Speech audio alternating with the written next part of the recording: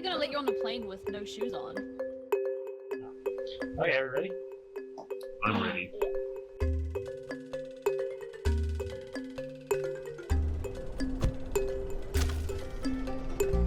Okay, Nick? Yeah. Thank you. I think we go up here. Okay. Yeah, let's do it. Much less. No. No! Knock that. Oh. I'll carry you. Whoa. Whoa. Look at this guy. Where do you need me to move it? Okay, there you go. Careful, People careful, pleaser. Kirsten. Kirsten! What's happening?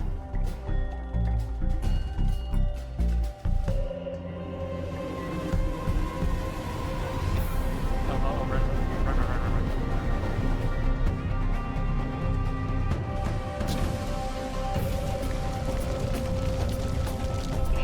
Oh, okay, you guys are going that way. All my hunger.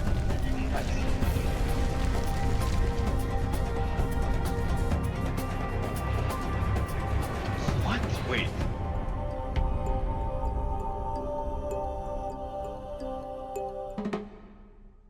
Wow, what a nice, engaging gameplay trailer filmed in the game's debug camera so you see a one-to-one of what you'll actually be doing during this experience.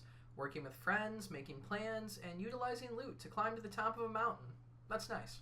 Real nice. Now, let me show you a more accurate representation of what kind of experience you'll have during this game.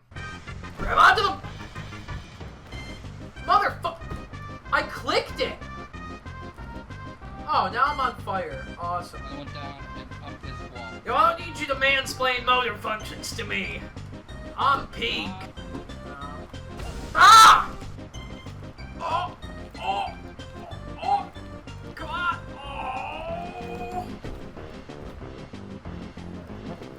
Nope, goodbye. I'm stuck in a wall.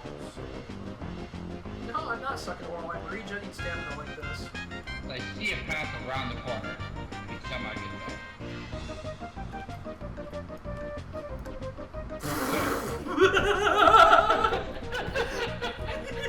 Hey, welcome to the death. I wish you hadn't fucking crammed me into that goddamn corner, you selfish whore. Sucks to suck. Hey, I just got a trophy. Climb 5,000 meters total. That's crazy. Kiln doesn't have a trophy, you. No! Yeah, because it didn't grab onto the rock. Thanks, spacebar. Just don't work.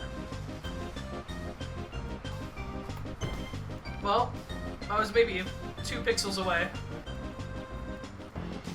Oh. Grab the beach on.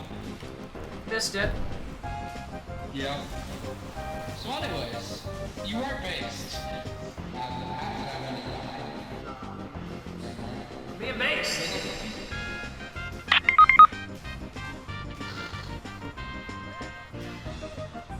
Damn.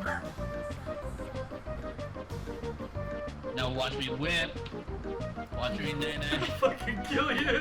We drink the white monster, not because it goes down hard, but because it goes hard. Ow! I'm about to game. Hold on. You ready for this shit? You ain't ready for this Far Cry 3 shit. Type shit. What happened? Rock. Okay.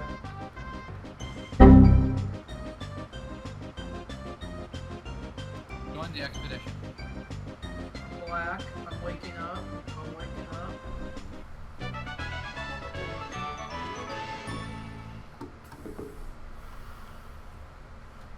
I'm in ice water in the middle of no.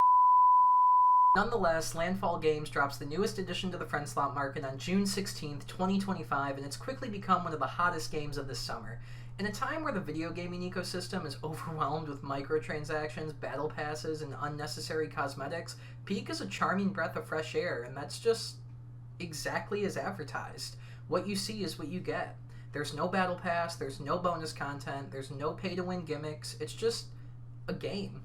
22 of my Steam friends have already played this game.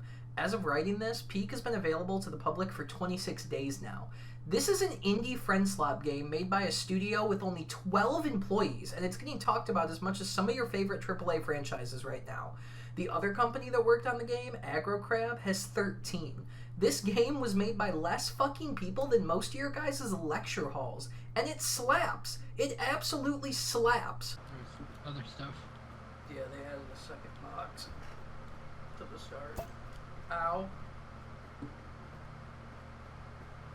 I'm dying. Goodbye. There's a med kit on my Oh, body. that killed you instantly. There's a med kit on my body. Fuck. There's a med kit in the backpack. I didn't know that killed you instantly. Well, that went well. Oh, is that the blowgun? Yeah. Thanks, dickhead. I was like, I think it'll maybe do like half a poison damage. No, I just fucking killed you. Summary execution. Oni-chan. Wow, I hate that. I need you. Can I hold your cock? Type shit. Oni-chan. I am ready to be upset again. Oh no, nosebleed. Hold on. Oni-chan, why didn't you help me? Help me, Oni-chan. I might kill you. Blanky. You want the backpack? No, you take it. I'm racist, gamer. We're making it all the way to the top this time, boy. No, I got Bing Bong with us. Don't worry, it's our good luck charm. I'm gonna kill you and Bing Bong.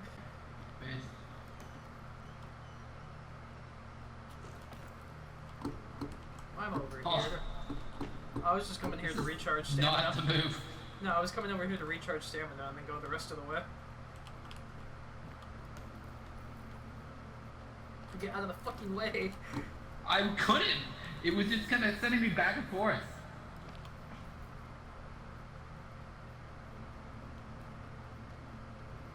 I see what you mean.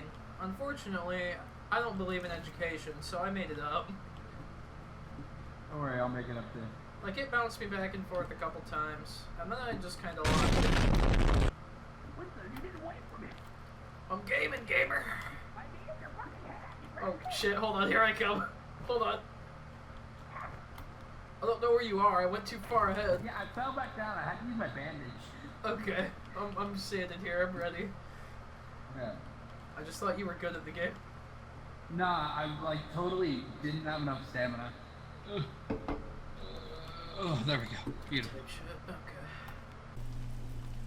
okay. Of course it starts raining. I know, right?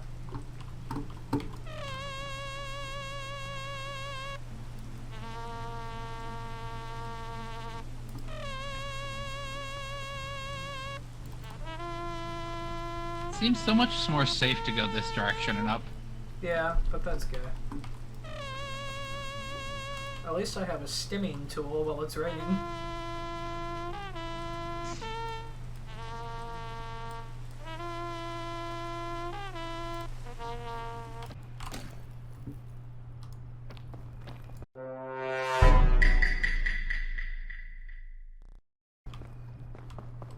Hole. Hole, right at the top.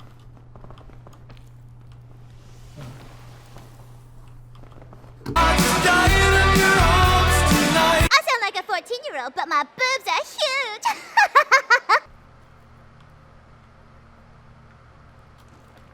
You know, if I would let my stamina recharge, I probably wouldn't encounter this issue. Instead, I'm just on meth. I was up here once. Don't worry, princess, we made it up. Walks around the unnecessary rock. Don't care, I'm gaming. I'm gaming. Fuck, I took damage. But I do see, if you see straight out, there's a couple of chests out there. Like an adventurer's chest. I don't need chest or stamina. Or health, apparently. Dipshit. What does the button shroom do? Am I gonna die?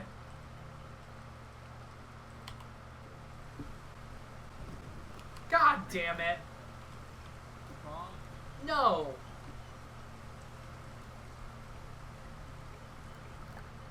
I I dropped an item and it rolled into the poison poof bush thing, and I just inhaled tear gas, all because I dropped an item and it rolled down a hill.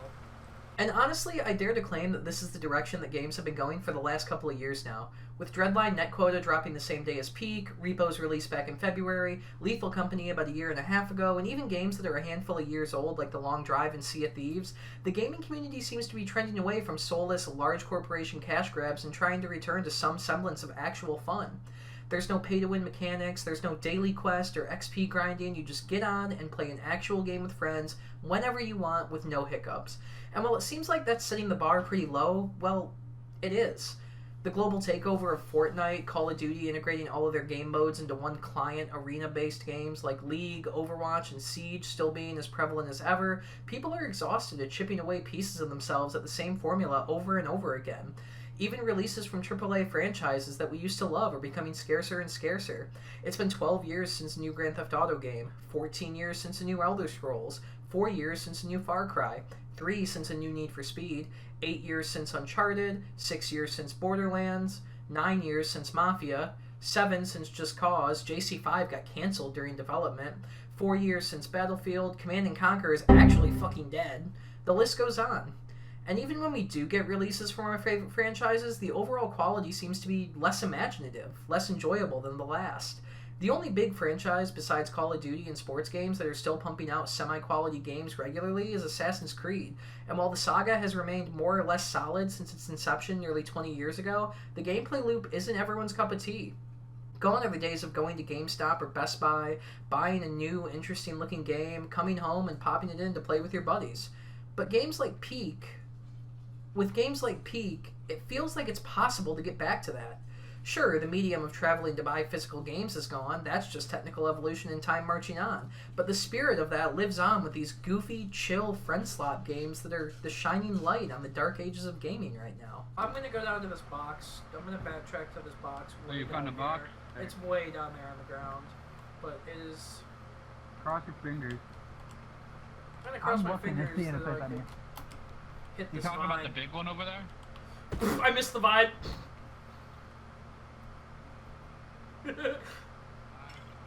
You're dead? Yes?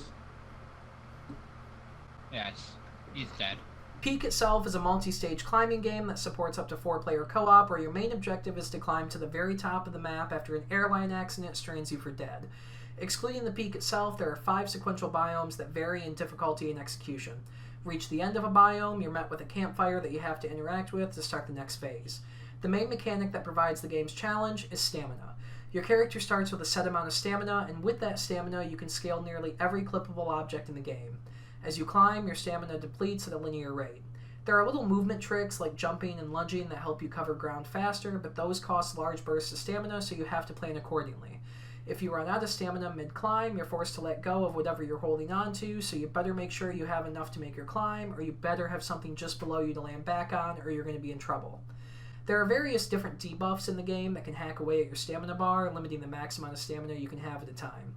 Some are biome specific, some are item specific, but the most prominent one that's always a factor no matter what stage of the game you're in is hunger.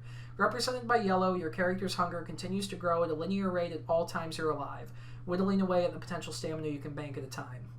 The other game-wide debuff that's consistent through every biome is your health, in red.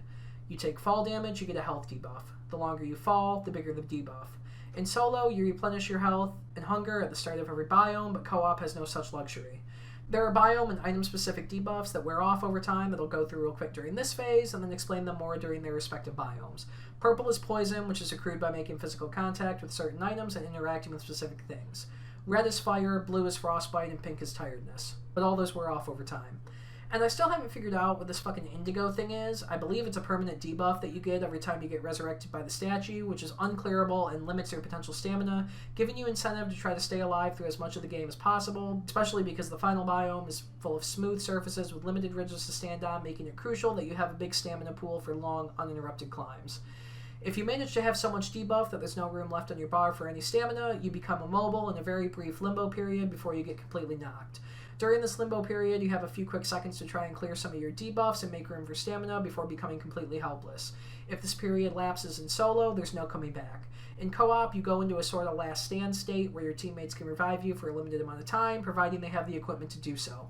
If you bleed out in co-op, you become a ghost, which allows you to spectate around your teammates with variable zoom.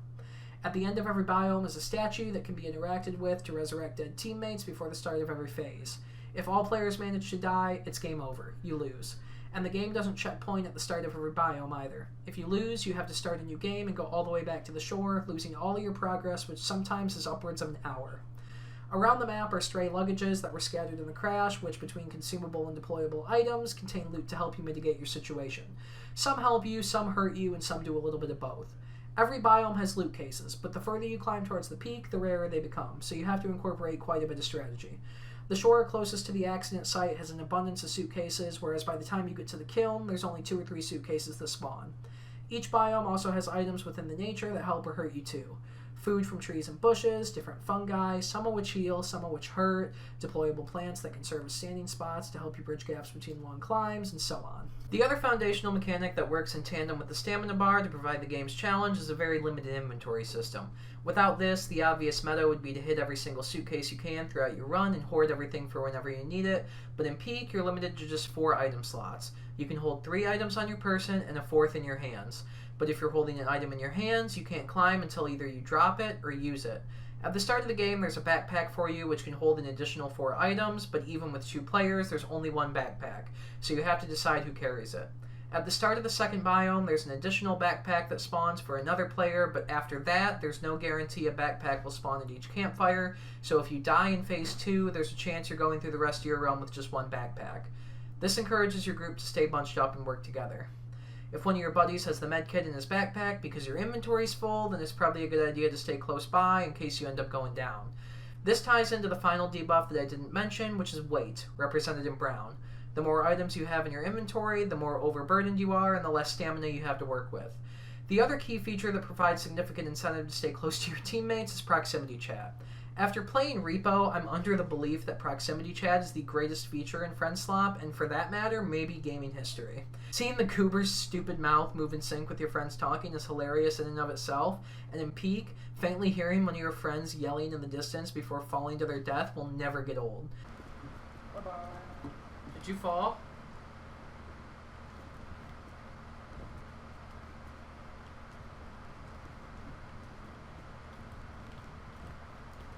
If you're in last stand, you can't talk, which means you can't call out for help while you're bleeding out. Are you in the lava or are you on the ground?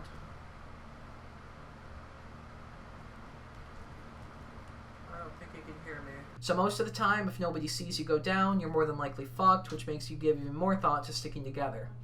If a teammate manages to get to you, you drop your entire inventory while you're in last stand, so if your teammate doesn't have medical but you did, they can access your inventory to help you up. Nope, goodbye.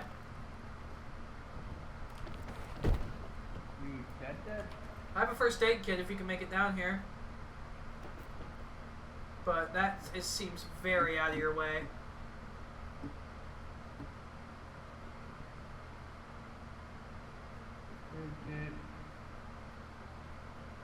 Let me heal him. I am so sorry. We are going to have to do that all again. I also have a first aid kit. Yeah. Additionally, you can reach out and grab on the hands of your friends to pull them up to ledges, which is helpful if you're trying to lug someone along that has more debuffs than you and can't quite make the long climb that you just did. This is imperative to beating the game, as every player needs to be at the campfire before you can move on to the next biome. And because there are debuffs like health and hunger that don't wear off, that means it is very possible that in the later stages of the game, a player can get soft-locked into not being able to complete the biome if they took too big of a fall and don't have medical, or are starving to death and don't have food. Fucking food, but I have none. I see a path around the corner if we can somehow get there.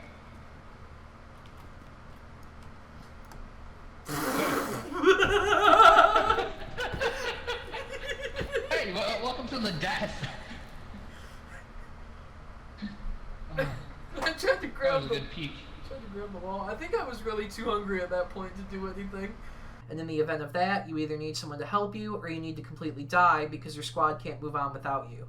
On the flip side, player models are clippable objects, which means that it can get pretty chaotic when 4 people are fighting for the same piece of real estate. I wish you hadn't have fucking crammed me into that goddamn corner, you selfish whore.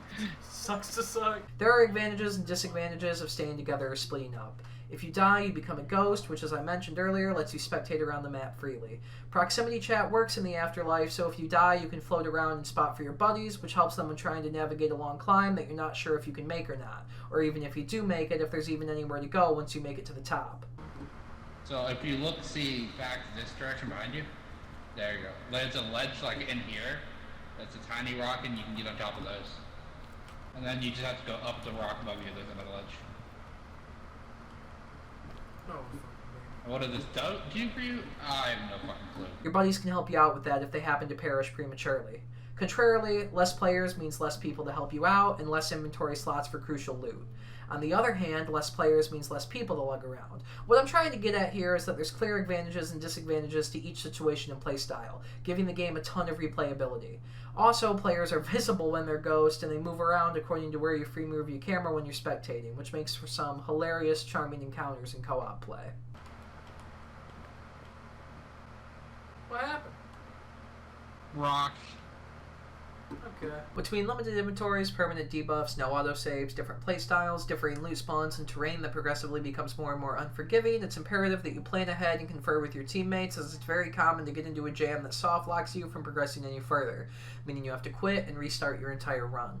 If you manage to get extraordinarily far away from your buddies, the Scoutmaster spawns and tries to kill you, meaning you have to stay bunched up to some extent, but the distance is quite forgiving as the threshold for triggering the Scoutmaster is extremely high.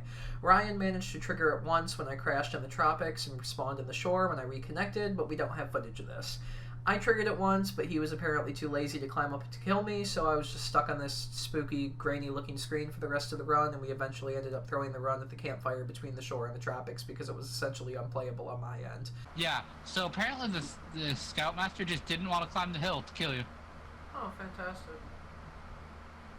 You were, being dead. Cool, my camera's still fucked up. Oh, I guess we're not playing P.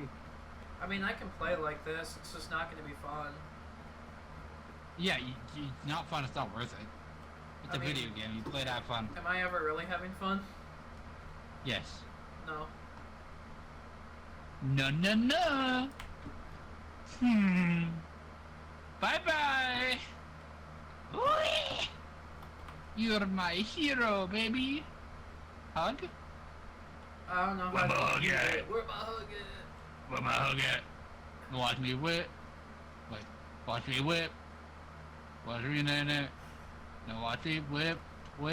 Watch me nay. Want me do it? I went to prison for murdering my cousin. In 30 years, I will not be getting out. Silent Hill!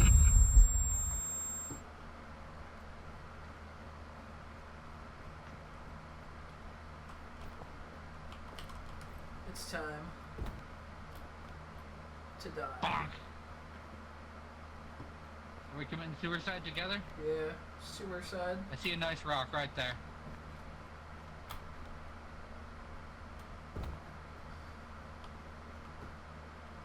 My legs.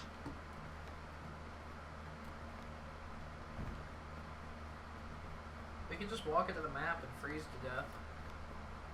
I'm just gonna Oh, here we go. make a little jumpy poo. Whee! What? Wait a minute. Huh?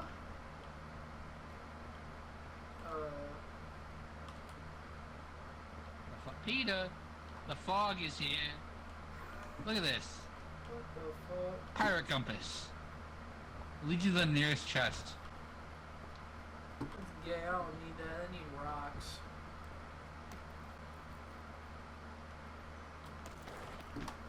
Fuck.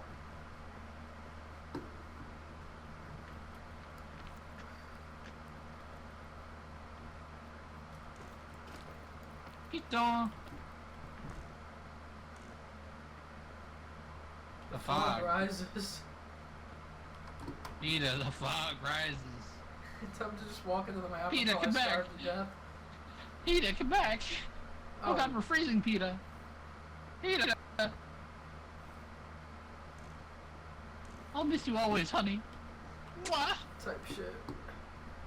Imagine a frozen forest looking at us. Imagine yourself in a frozen forest.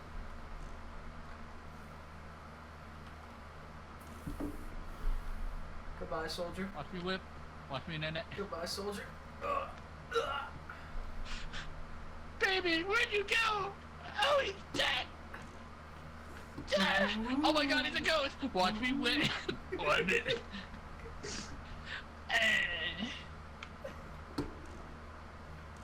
This game's so fucking retarded.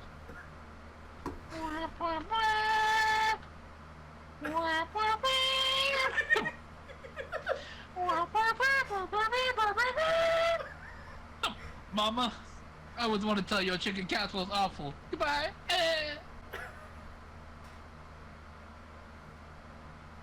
He sat up, he thought about being alive, and then he died for real. You have to take time to plan, but you can't take too long. There is a time limit, though we haven't been able to trigger it yet. However, there is a more natural time limit by the way of hunger that is the more likely issue. The last 2 biomes only have 1 organic food spawn between the 2, so if the luggage that you find there has no food to replenish your hunger, you're limited to what you had in your inventory before the Caldera to help you, if you even had anything at all. This is extremely important in the Kiln, which is extremely vertical with very few ridges and ledges to stand on, meaning that to get to the top, you have to rely on sequences of very lengthy vertical climbs. If you take too long to figure your shit out, you'll eventually be too hungry to have enough stamina to make any forward progress, and you'll just be soft-locked. Game over. However, if you work too fast, you're more likely to make a mistake, and in the later biomes, any small mistake could instantly kill you. Your run is going to begin on the shore, which is by far one of the easiest biomes in the game. It's very lateral, with a lot of comfortable ledges, and has the most loot spawns of any area in the game. There are 4 different types of luggages that you'll encounter throughout. Each loot case has anywhere from 0 to 3 items in it. The most common one is going to be the brown suitcase, which is most likely to contain average loot in small quantities. Next, there's big luggages, which are white, and they contain some beefier loot and will more often than not have a full 3 items in them. However, the real prize are these orange ones, explorer luggages. These often contain the most useful loot in the game.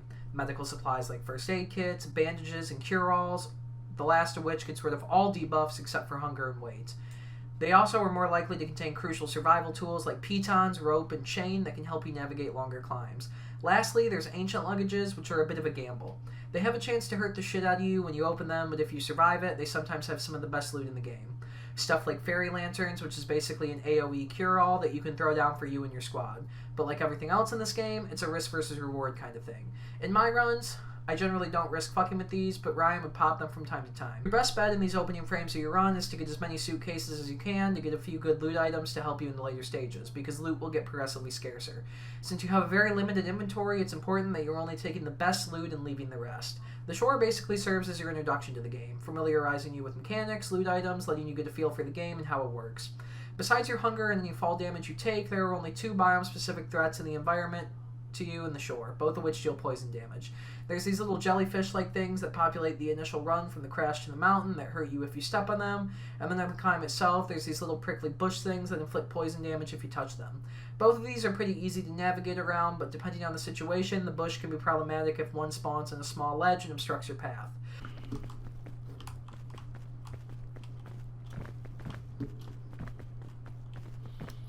That's not the way to do it. Wow. This place sucks, actually. I'm dead. You're, like, dead? I'm not dead. Oh, wait, yes, I am dead.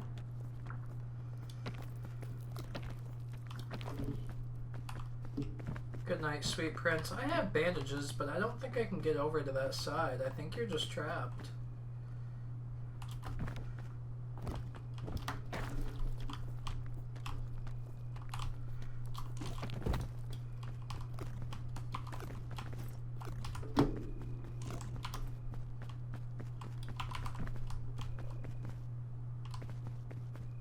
Well, this is a predicament.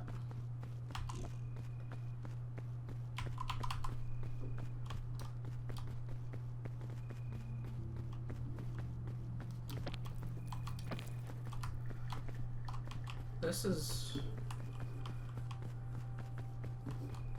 a huge predicament.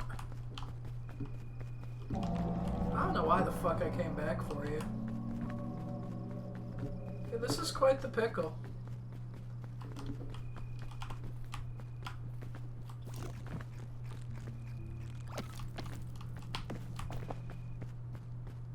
no longer quite the pickle.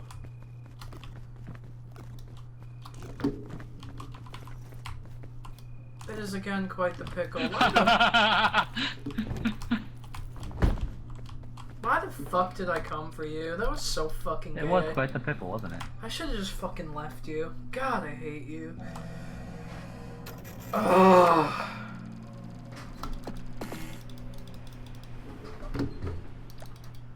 The shore, like the two biomes after it, have organic food spawns that you can consume to replenish your hunger, but some of them come complete with negative debuffs too. Red and green crisp berries fill you up with no downsides, whereas the yellow ones deal poison damage afterwards. Similarly, scorch berries will do fire damage, which wears off a little bit quicker than poison. These debuff items can be good in a pinch if you're starving and there's nothing else available, but will slow your overall progress if you're having to sit there and wait for the debuffs to go away to make your climb. Thankfully, the shore is full of short climbs with a lot of lateral space, so you can usually raw dog your way through it without a lot of problems. Some consumables reward you bonus stamina that add on to your already available stamina and doesn't start depleting until after your main stamina depletes entirely. However, any bonus stamina you accrue is one-time use, meaning that you should use it accordingly. My meta has been slamming as many of the aforementioned consumables as possible, even if I'm not hungry, and stacking as much bonus stamina as I can for late in the runs. After you complete the shore, your run moves to the Tropics, which is a little hairier but still manageable. Ow! That was on you. The Tropics are filled with unforgiving ledges, long troughs, and a plethora of different environmental concerns. The most prominent debuff that you're going to encounter here is poison. Poof shrubs that send you flying away if you touch them and create a noxious gas that envelopes the surrounding area if you manage to not get flung down the mountain. Go on. No clue. Looking for boxes. There's no boxes over here. Oh shit. Fucking.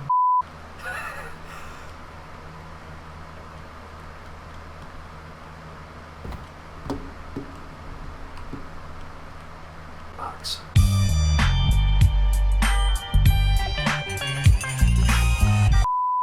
Okay, we need to get up here, and then I need to drop my fucking inventory before I freeze to death. Motherfucker! What? These are pretty manageable, but there are situations where you climb up a blind ledge and have the misfortune of being greeted with one of these at the top.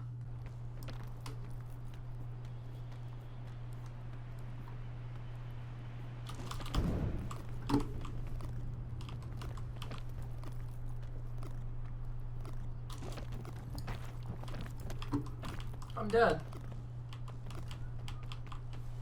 No, I'm not. Holy shit. There are also these long branch log things that sprawl and wind around the biome that have these spikes on the end that inflict poison damage if you touch them. Did you have a better idea?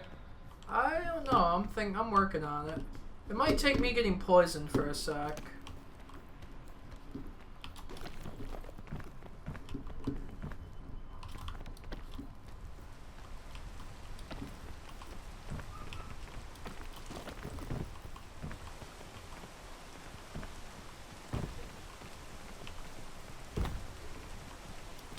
I don't have a better idea, and I'm really poisoned. Got kind of two options. There's that way, which you're gonna get poisoned, but you can kind of stand on that and then stand on that. Or there's that way, which if you can get up there, I can give you the rope spool and you can run it down for me. The Tropics are also littered with the most poisonous consumables. Between different toxic fruits and mushrooms that replenish your health at the expense of causing poison damage, you have to give thought to whether your situation yields taking the hit or not. Thankfully, poison damage wears off over time, though poison takes the longest to wear off out of any debuff in the game, and if you happen to run across it, you can use the antidote, which has a handful of activations and immediately clears any poison debuffs you have, but is useless against any other debuff in the game. There's a better version of this called Cure All, which immediately clears all debuffs, but this is much rarer to find.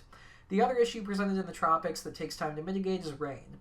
Periodically, rain will start to monsoon down onto the surfaces and intermittent downpours. Of course it starts raining. I know, right? The rain wets the environment and makes your character move slower on climbs, burning more stamina during climbs that would otherwise be manageable. The meta is to get to a safe location and wait until the rain stops to start climbing again, but because the Tropics don't have an overwhelming amount of long climbs, you can usually raw dog the rain without running out of stamina or eating into your bonus. The Tropics have randomly generating vines that can be climbed to bridge gaps, either vertically or laterally, from one place to another. Stamina burns slightly slower on vines, which is helpful, but if you manage to run out of stamina mid-vine, you're more than likely in a bad spot, as there's not typically any nearby ground to fall back on. No! Yeah, because it didn't grab on. Additionally, you carry momentum on vines, so if you grab onto one in the midst of a long fall, there's a very real chance that you'll slide down to the vine and smack your face against a wall at the end of it, which is typically detrimental to your physical health. I wonder if I can hit this chain. Oh my god, I gamed. Even more clutch than vines are rope and chain launchers that can spawn in luggages. Rope launchers hang rope vertically from targeted points, whereas chain launchers bridge gaps laterally. These both consume far less stamina when you're climbing on them, making them incredibly helpful, with chain being the less consuming of the two. However, the fact that rope extends vertically and chain extends horizontally makes chain not just be a clear upgrade from the rope, as they have different applications, making them both helpful in their own ways. There's also rope spools that you can knot and spool rope down off of ledges manually, but these are generally only helpful in co-op play, as unlike the launchers, you need to be next to the setting point to drop the rope. If your buddy makes a climb that you can't make with your current debuffs, he can run a rope down to you so you can make it up. Here. You want the napper? No, drop this down for me. I'm gonna throw the rope up to you. Nope. Use an napper on me. Alright.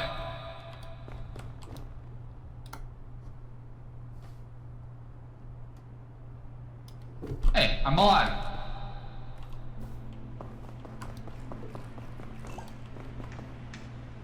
Oh, I'm not. Bandage me. Ah.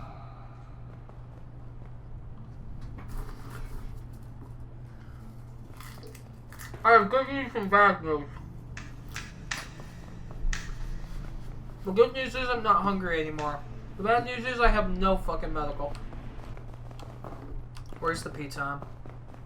I don't have it. I just need big lollipop. I'm gonna rope. Yeah. I'm right, like, where I'm pointing at the ceiling, I'm right below that. Look up. Hold up. Are you like by this Look, crack right here? look up. Look where I'm pinging. I'm right below it. Bro, you're over there. Yeah.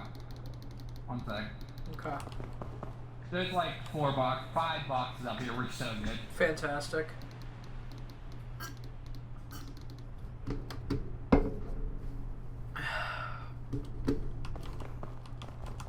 No, you're too far to the...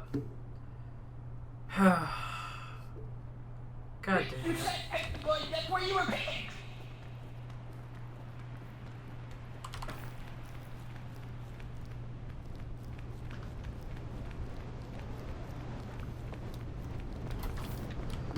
Okay. I've never used a rope spool in solo, but I imagine it would be useful to plane at the top of a long climb that you had to use your bonus stamina to make. And now if you fall, you can make it back up the way you came without the bonus stamina instead of having to path an alternate route. The Tropics also have beehives that get pissed off at you if you get too close to them, but these are usually avoidable. Usually. If you manage to get to the top of the Tropics, hit the statue to resurrect any dead teammates, and light the campfire to... Actually, the neat thing about the statue is that if you interact with it when all teammates are alive, it drops ancient artifacts that are some of the best loot in the game. Anti-rope, which extends upwards instead of downward, and fairy lanterns that are basically an AoE cure-all for your entire squad. However, it can also drop useless shit like the Pandora's lunchbox, which straight up just fucking kills you instantly sometimes. Please, rope launcher, anti-rope.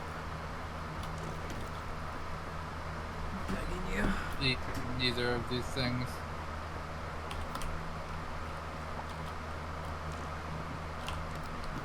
I wish for Bandage, Pandora's trail lunchbox. mix.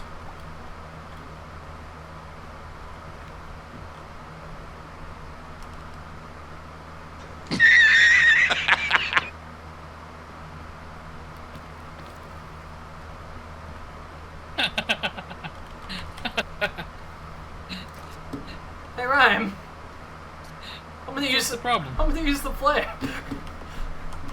Why would you do that?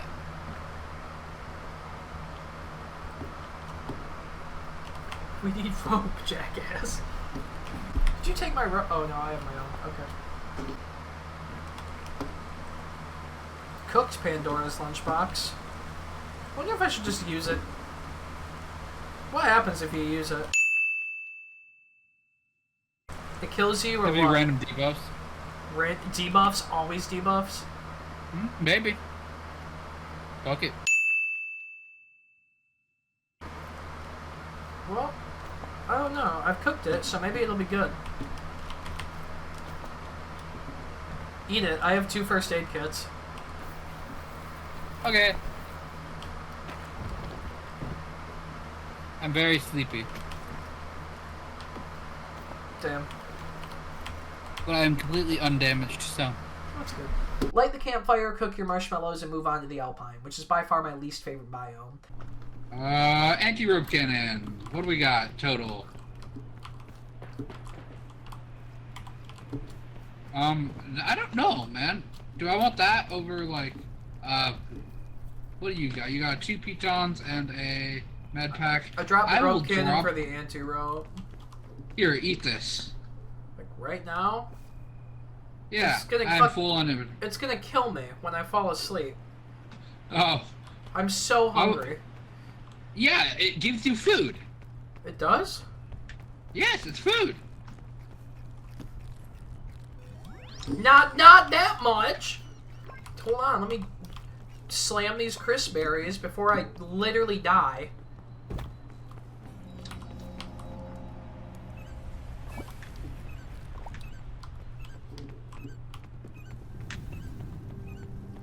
I should fucking kill you.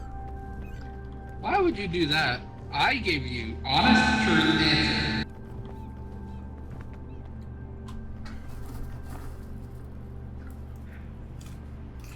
We're kind of stacked. We can just kind of walk the fish.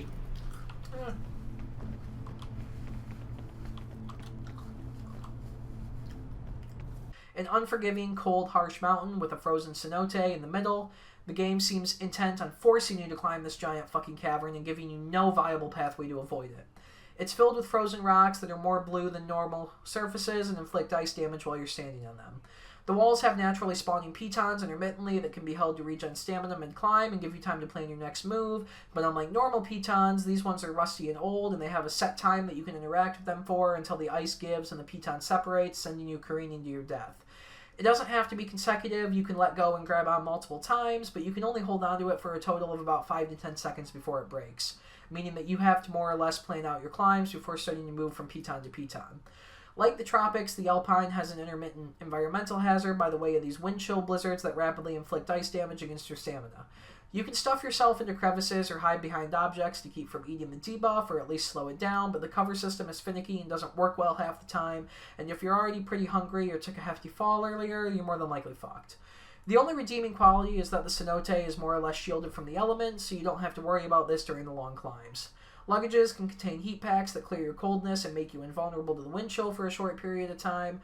Portable stoves that can be used to cook food to increase the fullness of items can provide heat while the stove is cooking, and the biome generates hot springs that can be sat in to keep you warm, but these are often few and far between. The Alpine has a few different organic food items to replenish your hunger, but at this point in the game, you're more or less going to be relying on artificial food that you've looted along the way. Whatever you do, avoid the gnat berries here. While they replenish an insane amount of hunger, they cause so much sleep debuff that they'll immediately knock you 90% of the time, but sometimes when you're in a pinch, they're all you got. Especially if you need to risk getting your stamina back during the cavern climb. I'm alive.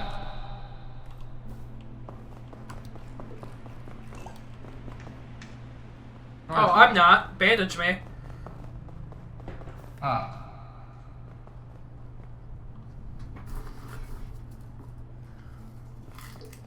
I have good news and bad news. The good news is I'm not hungry anymore. The bad news is I have no fucking medical. This biome is the bane of my existence and has been the source of the majority of my deaths. It's made me rage quit more than once and will make me rage quit many more times. My backpack went into the wall. I was trying to get down to the hot springs, dog!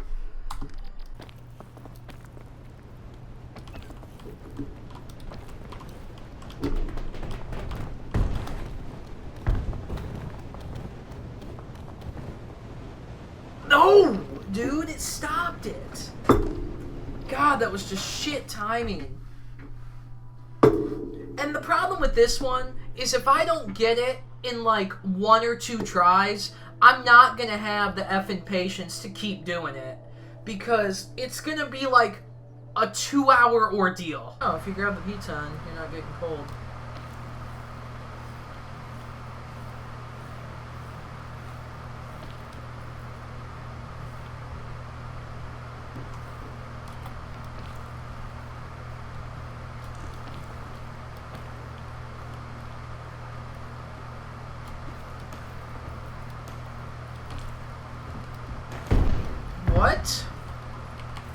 And I have nothing on me!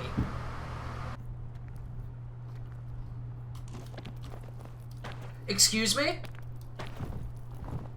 We're dead. We're fucking dead.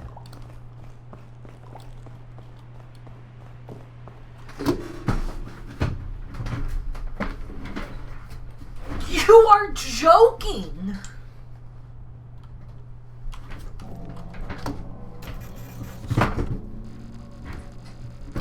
You are actually shitting my fucking dick. There's no way.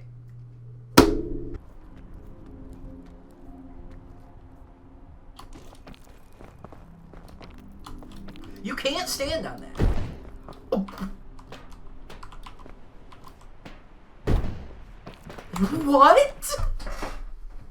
You can't fucking stand on that? Give me a break. Really?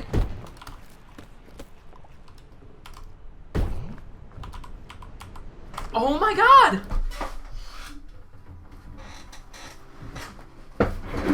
This shit, dude.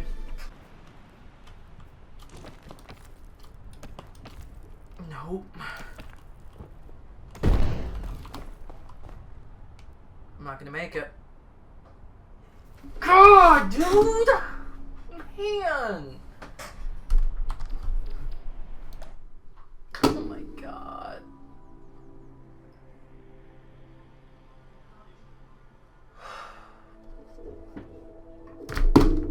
Providing you manage to survive the colossal headache that is the Alpine, hit the statue at the top to get your artifact if you don't have to revive anyone, light the campfire to load the next biome, and move on. Welcome to the...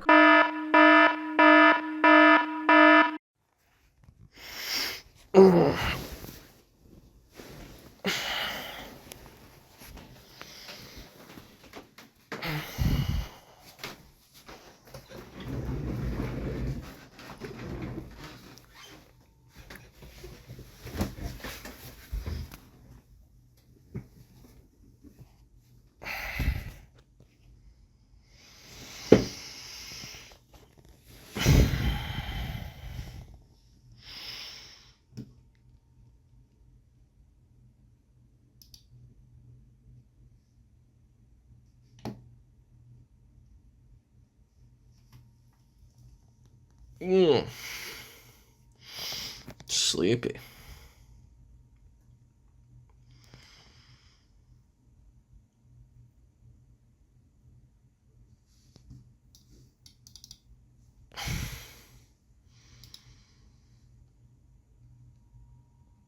Peak. New update. What the? Mesa. What the fuck? God damn it. Now I gotta do this shit again.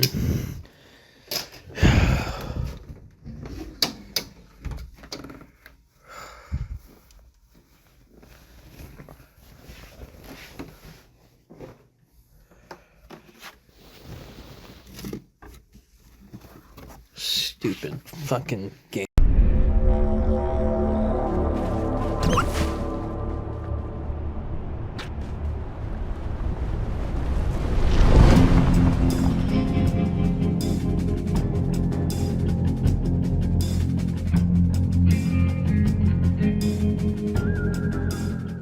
On Friday, August 9th, Landfall Games announced quote-unquote Update Mesa, complete with a short trailer on YouTube. Attractively, eager peekers would only have to wait until the following Monday for the update to roll out.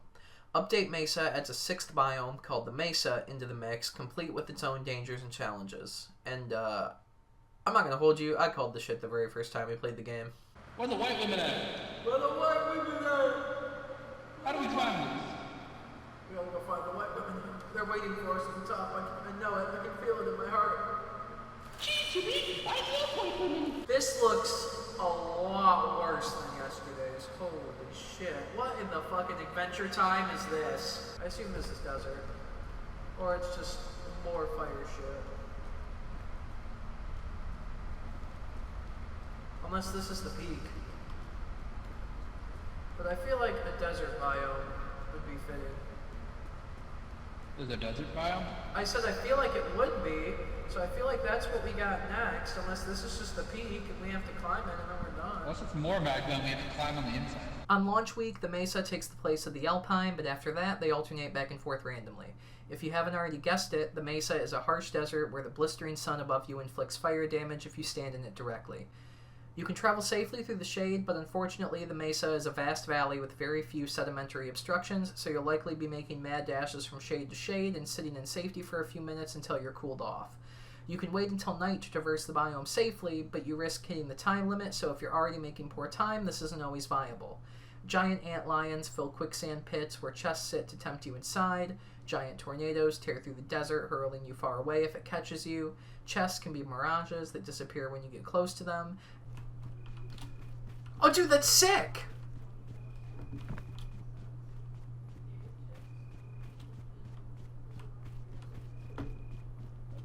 Dude, that's sick. There's mirages. Come here.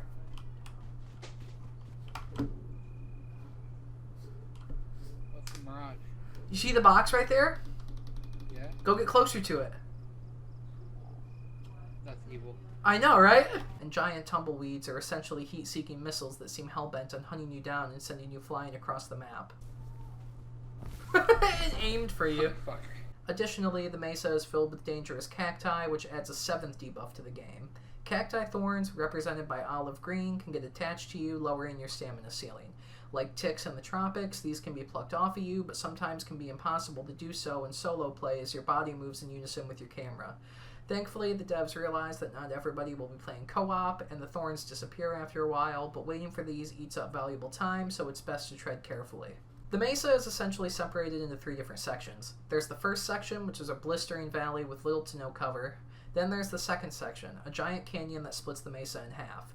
You have to climb into the depths to reach the other side and climb back up, so tread carefully. One wrong step can end your entire run here. Lastly, after the canyon, there's a mountainous section filled with derelict mine shafts and long, unforgiving climbs with very few places to stand. This part isn't too linear, so plan accordingly at the base. We found ourselves climbing into dead ends on more than one occasion. With the Mesa update comes a plethora of new items added to the game. Sunspray and aloe vera can protect you against the relentless heat and cacti. Balloons can be tied to your persons to break your falls, and if you tie enough of them to yourself, you'll take flight altogether. Hazardous dynamite now populates the Mesa and every biome after it, fusing down to explode if you get too close to it.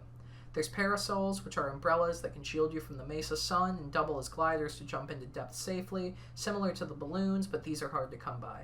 But by far the most interesting of the new items is the Scout Cannon, a giant cannon that can send brave scouts flying out of it like you're playing Toontown. This is especially helpful for crossing the canyon in the Mesa, and I imagine if you're skilled enough you could even use this to your advantage to quickly ascend the Kiln, especially if you have balloons on you to break your downward inertia. But like most everything in Peak, the Scout Cannon is a risk versus reward item. Getting launched from the cannon sends you into a freefall state, which makes it harder to grab onto objects or aim for a safe landing spot. The Scout Cannon yields high rewards, but if you fail to execute your vision, you could fall to a painful death or lose a ton of progress, making scouts think twice before using them so liberally. If you manage to survive the grueling Mesa, interact with the statue, light the campfire, and move on. And now, back to your regularly scheduled programming. Welcome to the Caldera. This is by far my favorite biome, and while it has its challenges, it's loads of fun.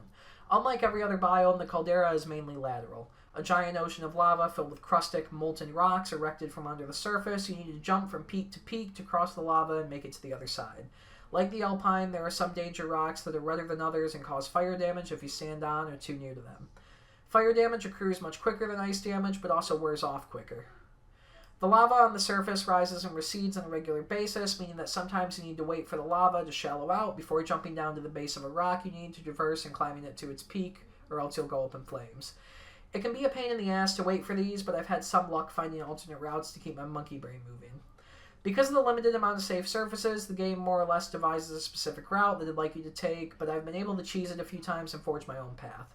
Chains bridge gaps at the base of some rocks that you can jump down and grab, and then climb those to cross to the other side, but sometimes they generate so close to the surface that you'll end up in hot water, literally, or carry so much momentum that you have yourself a vine incident. How do I want to do this?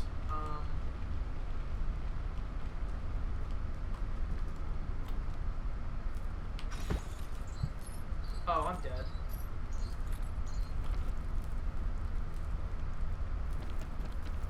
Goodbye. Bye, Ryan. See you in the kiln. So, apparently, if you touch the actual lava, you get way hotter, way quicker. Which makes sense, but also, like, pretty dumb. If you manage to submerge yourself entirely in the lava, you take fire damage at a rapid rate, and this is almost always an instant knock. If you go down in a spot like that, your teammate 99% of the time won't be able to get to you under the surface. There's medical. Maybe you can get to me. I'm right behind you. And down. You don't have long, though. Like, to your right. Yeah, I'm on the other side of this rock in the lava. Yeah, I don't see you. Yeah, you ain't making it.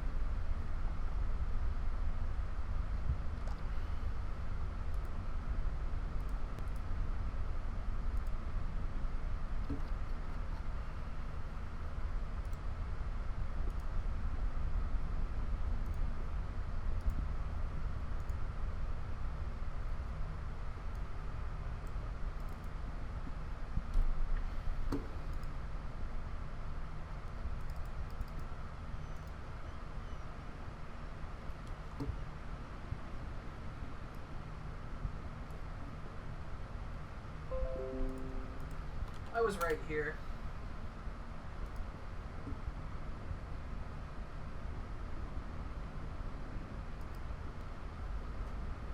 Yeah, I didn't see you. And it didn't help that I was, blending in. Because You're a I was, camouflage guy. because I was actually on fire. But Ryan had some luck at least salvaging the loot I had in my backpack one run when I burned to death. The Caldera has the final organic food spawn by the way of eggs, which reside in large bird nests at the top of spires. What are the eggs? They're food. However, these are very limited, and the game will only generate 1 or 2 per run. Our meta has been grabbing the eggs if they're not too far out of the way, and then cooking them at the campfire after the Caldera to savor the final biome. Hold up, I'll give you some egg.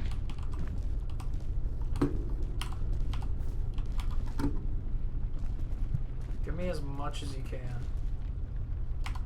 Hold on, don't throw yet. I'm gonna put these 2 in my backpack. Yeah. Because my backpack is completely empty. I want to load up on as much as I can for the kiln, because I have no food. All I have is a rope spool. One more.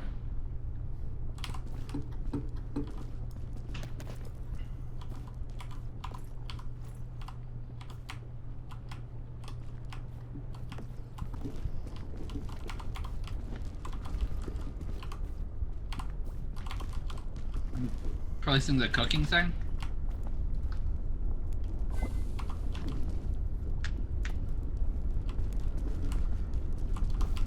I'm gonna eat one and then store one. Yeah, that's what I'm doing.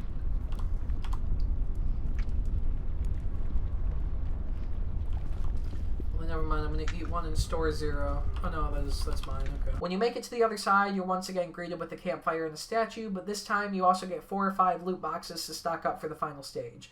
Like all luggages, the contents are randomly generated, so sometimes you get good pulls, and sometimes you just end up with a granola bar. Only one thing in that Explorer luggage was a fucking war crime. Launcher. Granola bar that I ate, a flare. Do we need the flare to extract? Welcome to the final biome, the Kiln.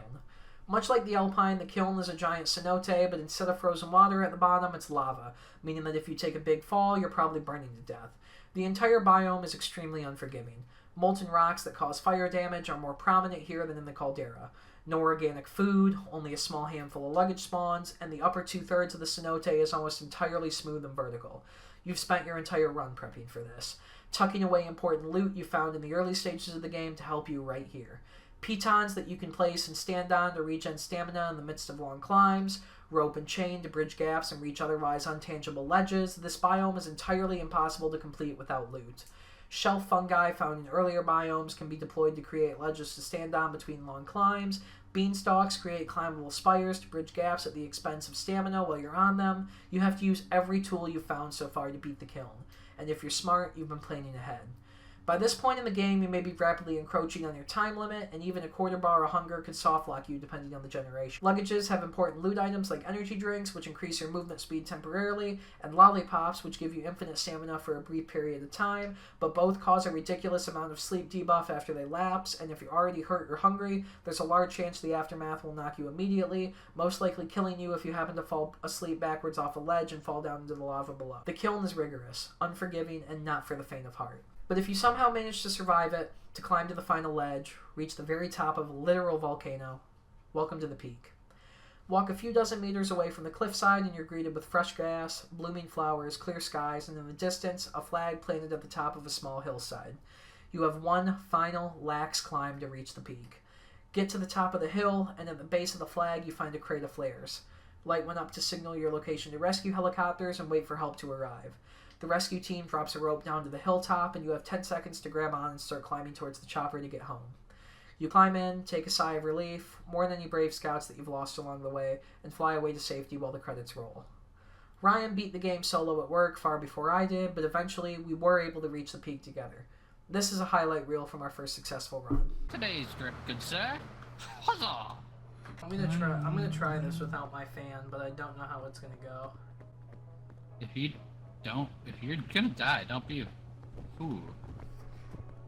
If I get hot, then we'll stop, but we have to reach the peak so I can finish this video tomorrow. Look at this dude. Wait till you see the... No, no, no, no.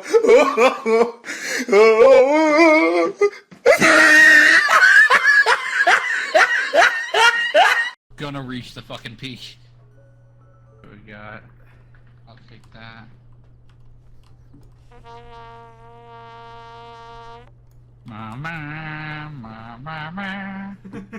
Me when I get shot. Do you want that? No, since you love them so fucking much, you take it. Anyway, I might have to just turn down my master sound and actual Windows volume mixer because I'm always going deaf until I try to play a video game, and then I realize how much I could actually still hear.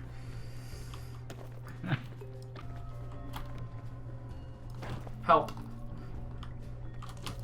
Oh. I said help! Oh, goodbye. No damage. I don't know why I tried to do that. I had no stamina. I just was autopiloted, not thinking.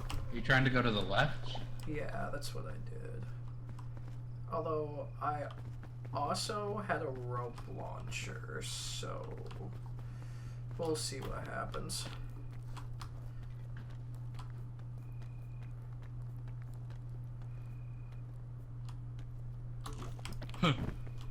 Oh! You're right or left? I went right, actually. Which is even more dumb, but...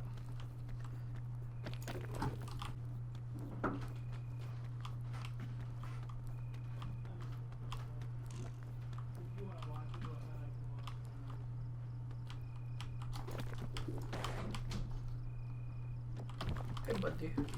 That was clutch. Okay, so that's really high. Can I peach on it? Yeah, you can for sure peach on it. Alright, I'm putting a peach on. But it looks like that... I mean, I would have peach-oned at the very end of your stamina. Unless that was the very end of your stamina. There's a safety spot right on the left. I thought that little, like, really sharp ridge could be a safety spot, but you cannot stand on that.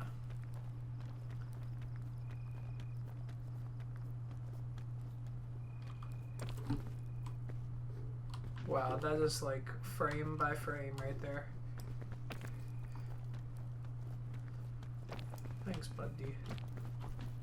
Oh, shit. Oh.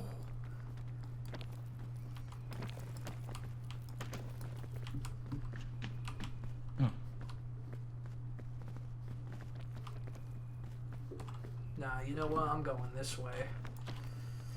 He's more base than I am. I just want to experience the fog of war.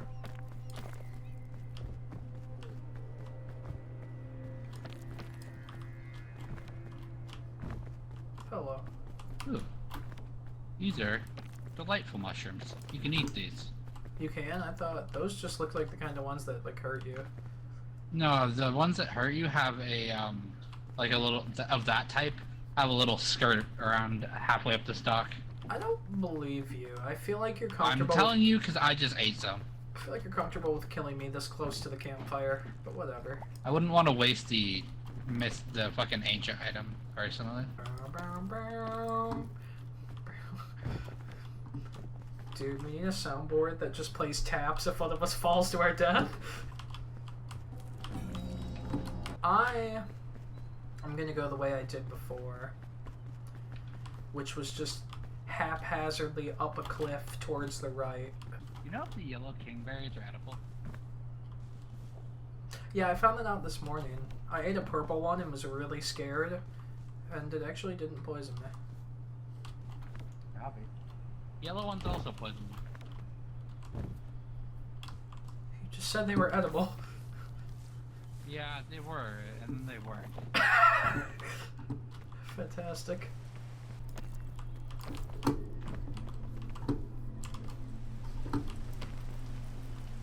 Of course it started raining. I know, right? Seems so much more safe to go this direction and up. Yeah, but that's good. This is fucking stupid. I'm not going this way. I'm going to the left. I swear to God, I saw something.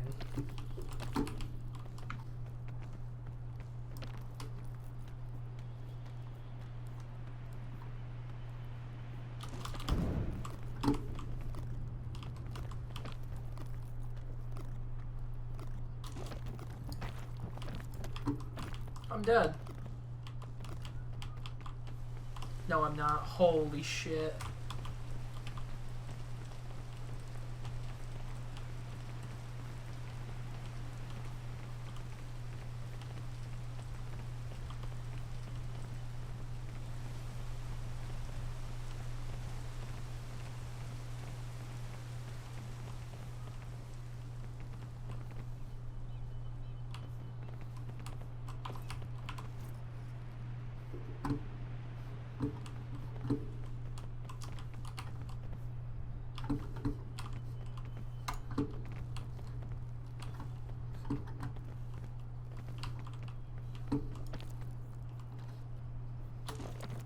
Cool, well, I'm pretty sure my backpack just glitched into the wall.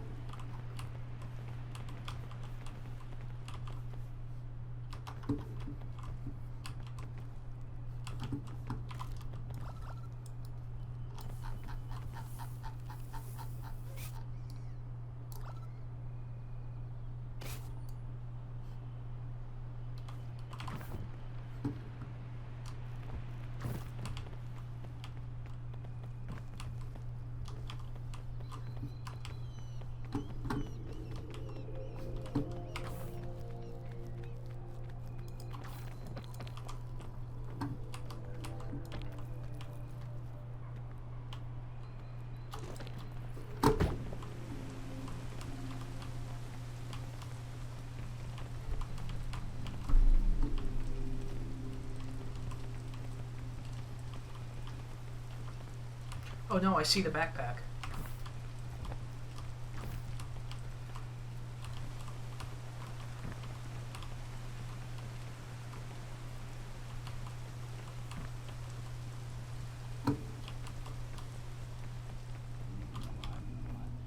Yeah, hold on. I'm in a really big pickle.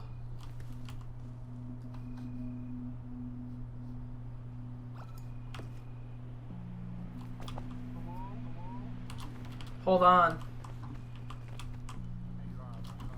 Just hold on. I'm trying to figure my shit out.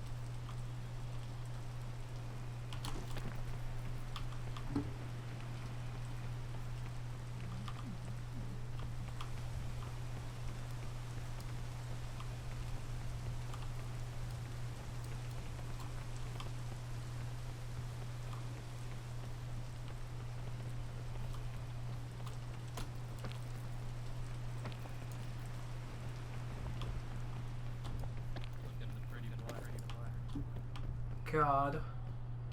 Hi, boy, do I have a story for you. Alright, so come sit around the campfire. Do I have a story for you?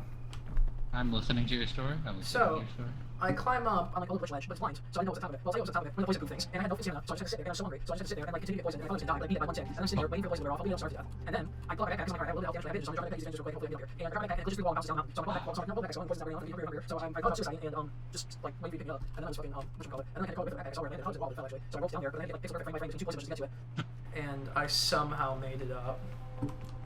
I had a really easy time going up.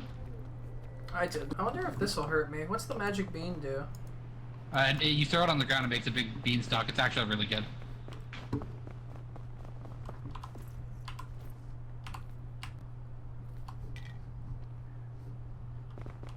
Oh. Yeah, it makes a big beanstalk. Oh yes, my least favorite part of the run, right here. I see a path with the pitons. I wasn't close enough. I took no damage.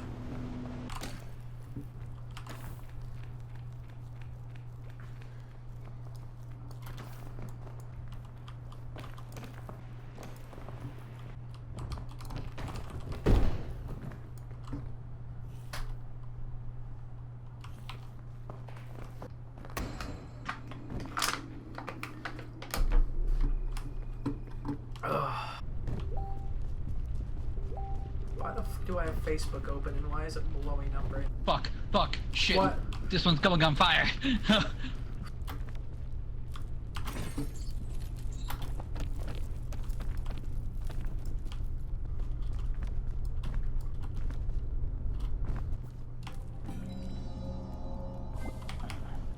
Dude, imagine if they had this game in VR. That would be horrifying. Dude, yeah, just the fear, this like falling to your death in VR. That fairy lantern is real heavy. I'm real overburdened.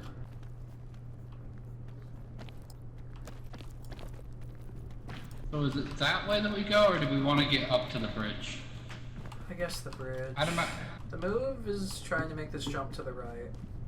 But I don't Should know we how make the jump, or should we do There's no one other. of There's the... no. Don't waste it. Or well, actually, Or should I do it like above it, like no, because then we between risk. us and our... Then you risk Like us. here? Or... No, like Ping. down. Okay. I can't ping. Like yeah, like right there. And then we can just jump to the rope and stand on that ledge.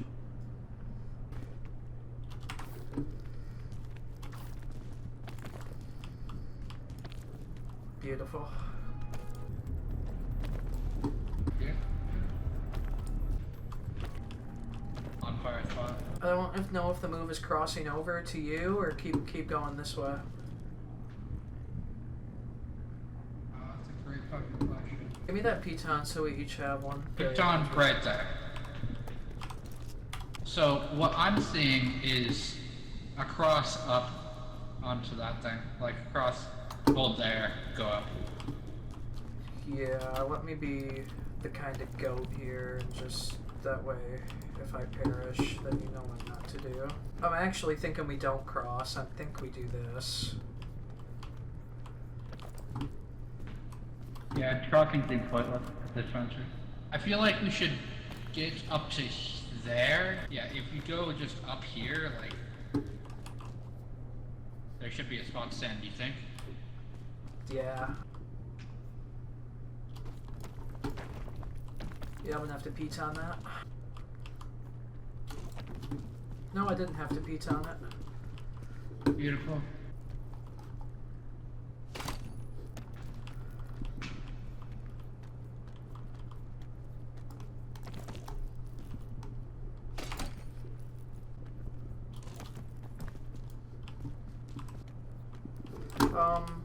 You're gonna have to get up where I'm at. Oh, you fell. Can you hear me yet? Yeah, I can hear you. Okay, I'm waiting on you. You have the other piton we need. Just do the piton. Save the anti-rope. We can probably make it with a piton. If not, then we use the anti-rope and soft lock ourselves. Let me know if you make it before I start. I'm going. And... I'm up. Here, okay, here I come.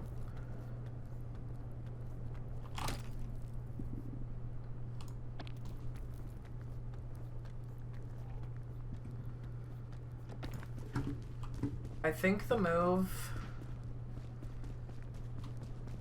I don't think that's the move, honestly. If you shoot the anti-rope... I have an anti-rope, not an anti-rope launcher. Oh, fuck. We could go down and then over to that box area and then go up. Hold up, let me see if that's viable. Yeah, that's the move. But I don't know how we would get over... I can't fucking ping. I don't know how we would get over there. My best guess would be sideways, jump, grab, jump, grab. I don't think we have enough stamina.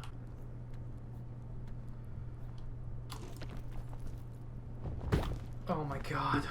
Okay, now I need the fairy lantern for sure. I just busted my head on that. Give me a sec.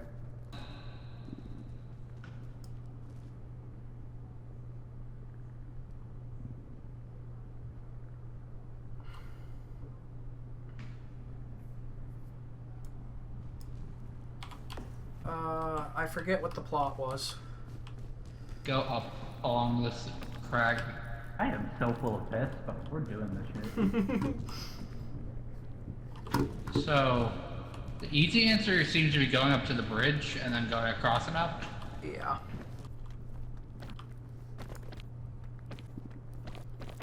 I see the peak.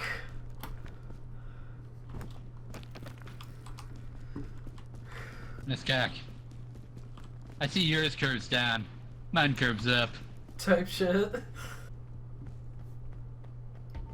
Oh my god, peak.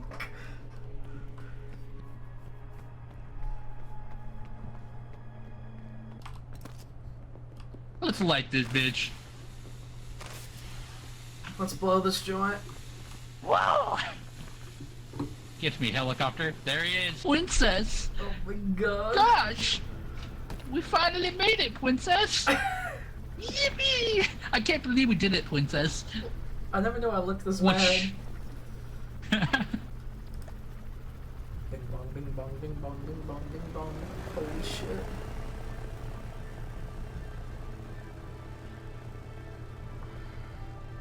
Goddamn. That was peak. That was, as it say, peach.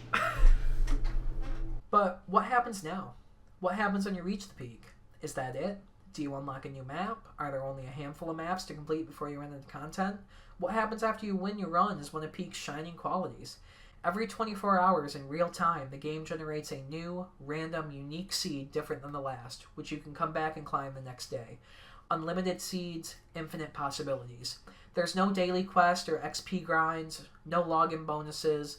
Instead, the game gives you incentive to keep coming back and playing every day in a way that's not obligatory or pressuring or feels like a chore. It's a counter-argument against grindy live service games released by soulless AAA developers who only want your money. It's proof that there's a way to come back and enjoy a game every day without spending an additional dime or feeling like you have to play. You can complete a new seed at the difficulty you just did, or you can play on Ascent 1, where you take more fall damage than before. After Ascent 1, there's Ascent 2, which depletes your hunger at a quicker rate, and so on. Each Ascent level features the modifiers of all previously completed Ascent levels, so by the time you reach Ascent 7, you're faced with the most challenging experience in the game. The Ascent levels are a gauntlet of unforgiving, dangerous debuffs that test a player's quick-wittedness and ability. Dude, we're so back.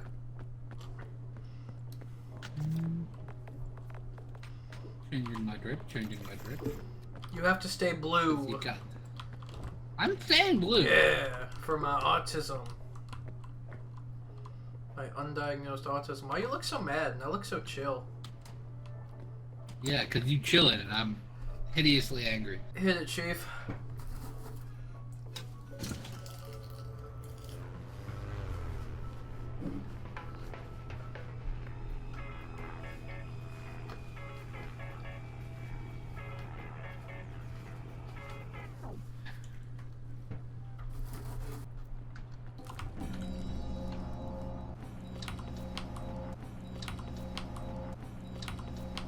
But you're gonna be on fire. Just be ready to give me your hand. Yeah. I'm stuck. What the fuck? Oh my god. That demo. What the fuck?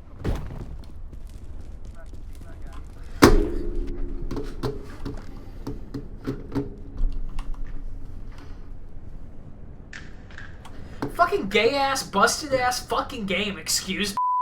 This one goes to all the scouts we lost out on the way. Pouring one out for the dead homies. This one goes to Snoop Dogg. And this one goes for all my backpacks lost along the way. Fuck you.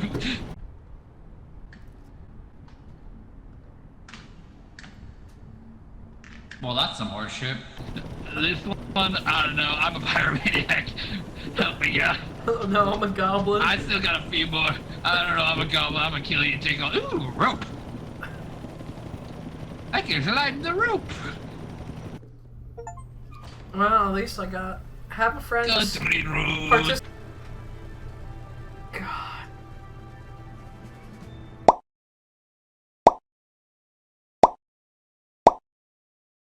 Yeah, so I'm not gonna lie to you. On my very first attempt, I made it to the upper third of the kiln, found out that you can't run through the lava without getting insta-killed, and then spent the next week dying in the Alpine over and over again until I just kind of finally did this. I'm built different. I'm built different, boys. Built absolutely different. We made it, yup.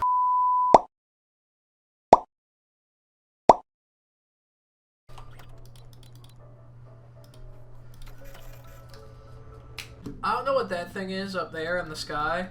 That perfectly symmetrical rock. But we gotta get to it.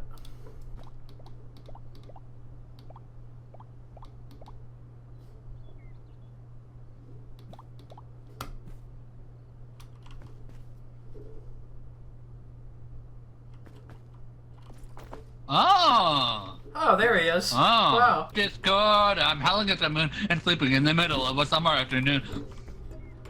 No! No! I'm gonna die!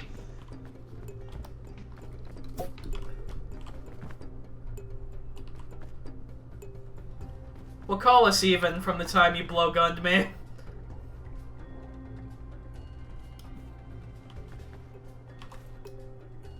Damn, that first aid kit did nothing. Is there no way to heal you? What?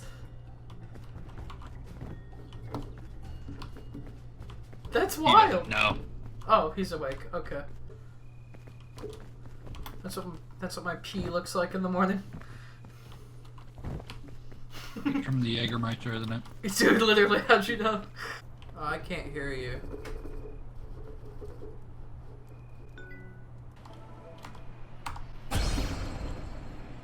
Huh? Hey. Huh? Hello? Hey. You can hear me? Yeah, I can hear you now. Oh my god. Wow, you can tell we really went straight up the mountain because the campfire's all the way over there. Holy shit.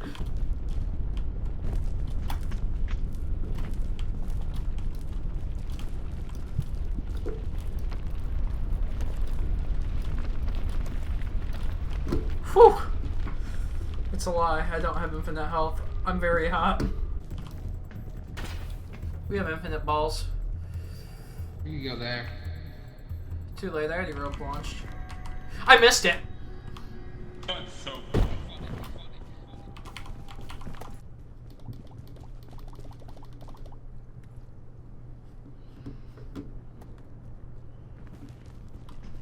No more marshmallow. Did it really fall? Yeah. That sucks. I have absolutely no medical. Awesome. Here, hold up. I'm gonna kill myself. Just effigy me. Because it... Okay. Yeah, because there's no point in trying to make these climbs.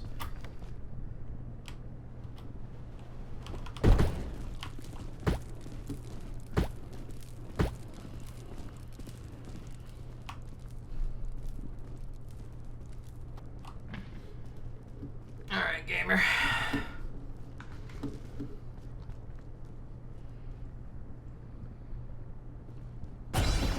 Ah, yes. Maximum health.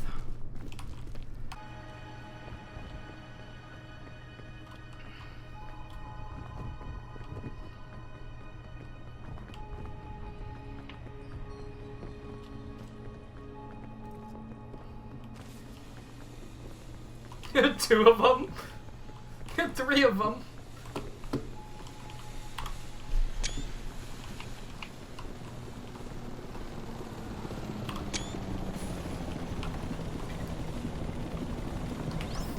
had so much utility. I That did the was balloon good. dodge, escaped the island without taking fall damage. Wow. Well, I didn't. Hi, gamer. You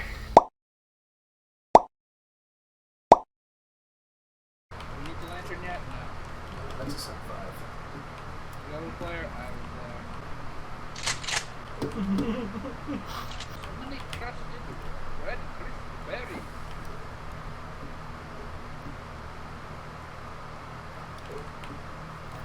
Hello. Hello. It is me. I am from the Soviet nation of Yermanistan. Why? Do you know about the northern plains of Jewtown? Do you know about your car's extended warranty? I bet you do not. The puppy? Oh my god, he found a mushroom. There it goes. Oh.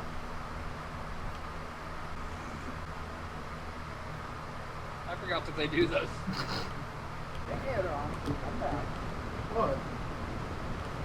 I'm not I hurt. have a secret. Hey, Aaron, I have a secret.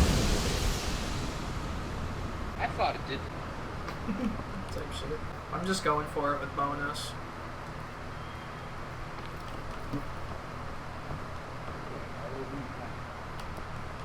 I'm here. No, I'm falling.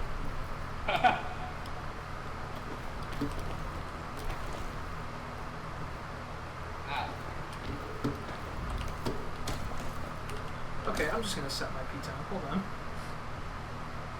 I have better idea. Okay.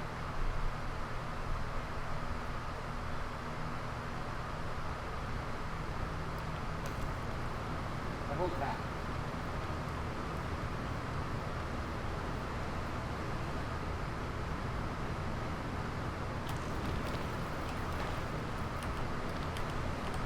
Ow. Okay, I'm just gonna have to use my other P10. Because I used bonus stamina to make it before, and that's why I get to make it that time. Oh wow. That... friend. Are you okay?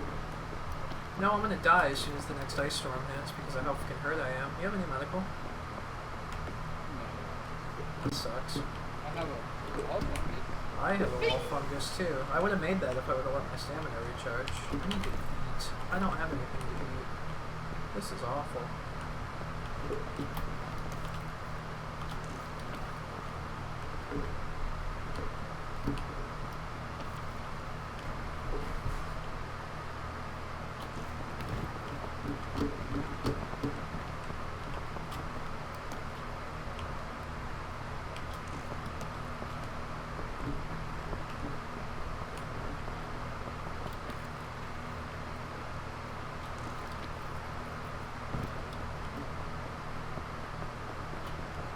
I'm real hungry and real hurt. Oh god.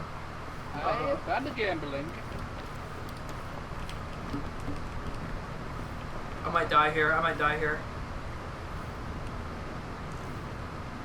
Yeah, I'm dying. I'll wake up in a sec once I warm up.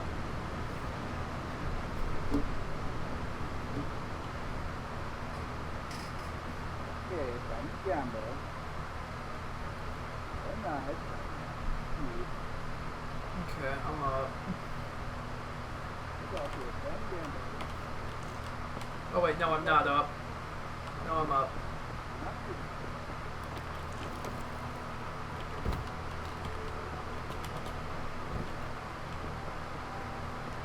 In the big luggage, we have food for you. Okay, well I'm gonna freeze to death, so throw it down to me. Oh, thank God. I'm still really hurt, but I have about half. I have just under half my stamina now, so.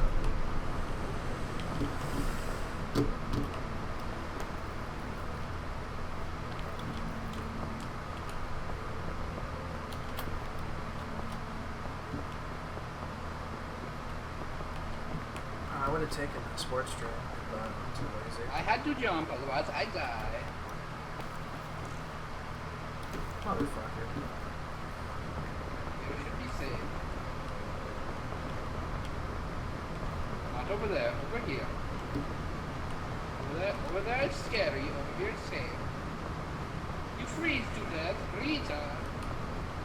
No, I'm warm. I'm real warm.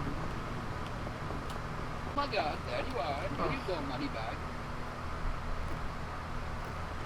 Corn page, if I throw it turns to ash. Except for the part where it didn't. No, it turned to ash. You just weren't paying attention. You fucking did. In my country, Kazakhstan, we invented the pool. Is that real? Oh, Ow. leave the sheet. You are a retard. I did not know your leg disease equated to your brain disease. Hey, you still have your flare, right? I might drop mine for the third piton. Yeah, I'm dropping my flare for a third piton.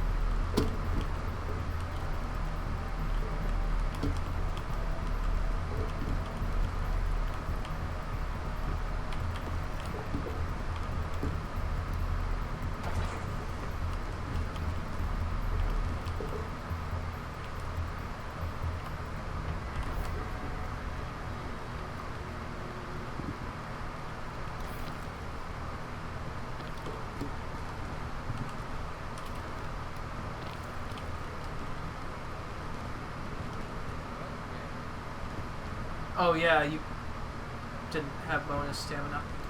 You're gonna have to wanna go right, or well, yeah.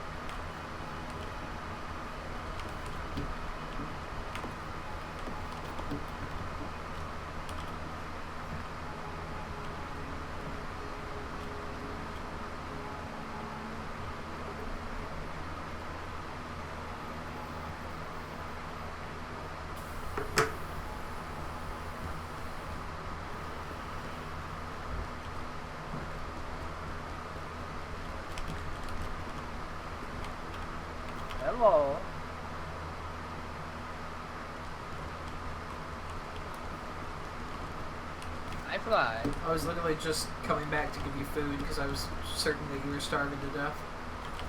Well, I was, but then I remembered. Eat my own limbs. Oh, yes.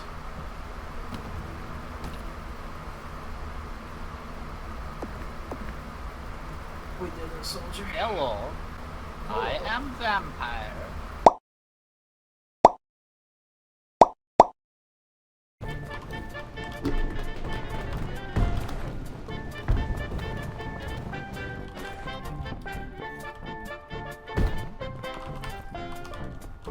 My backpack went into the wall. I was trying to get down to the...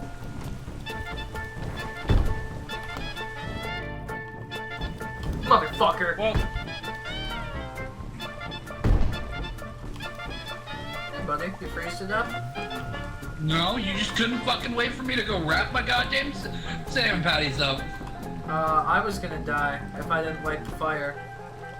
Yeah, and then you kept running. I don't even want to try it, because if I don't make it, then I have nowhere to fall back on. Dude, I hit E! I said if you were not terrible. I hit Look what you did. I literally hit fucking E. That's not even me, that's the fucking game. Where am I going? Oh, okay, goodbye. Can I warm myself real quick? No?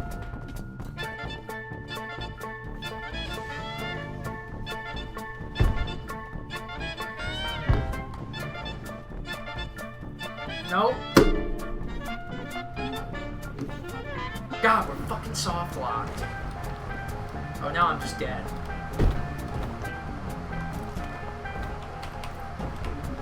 God, every fucking time!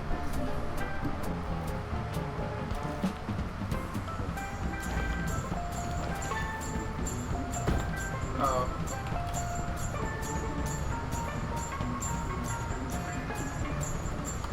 Cool. It's over. We're gonna have to restart.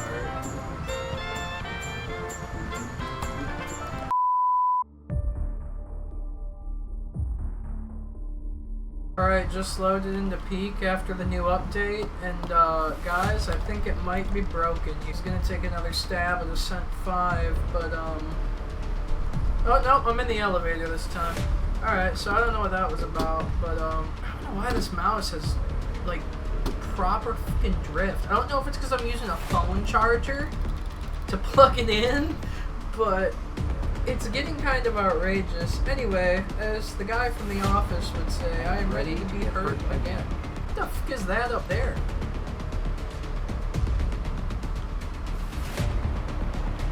I don't know if that's just like an optical illusion or if that is a properly vertical bridge. I could rip this again in hopes that it's a fairy lantern, but I would be real hurt. Yeah, I don't think that was the correct choice. Dude, I might have to burn that anti-rope to get anywhere.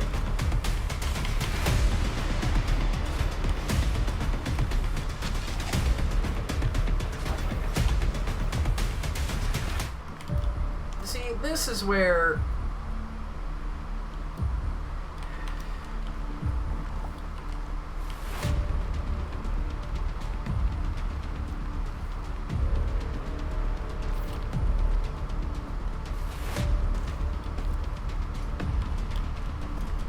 the smart part of me is just telling me to throw the run and start over.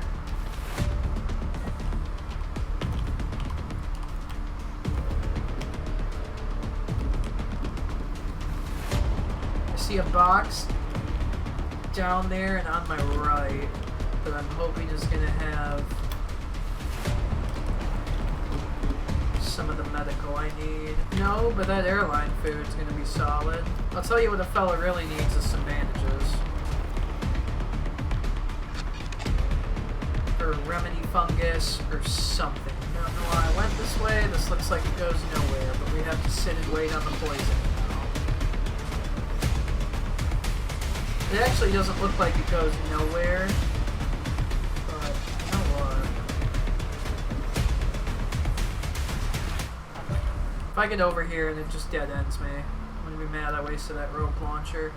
It looks like there's an avenue, but not one that I have enough stamina for. Oh, hell yes, brother. Bandages, please. Oh my god! I can drop the backpack, but I'm not going to gain a lot. I can eat the marshmallow, but again, I'm not going to gain a lot. Was it daytime? Let's go. Hopefully, when we hit the Alpine campfire, we'll get most, if not all, of that health back, and that'll give us some more clearance.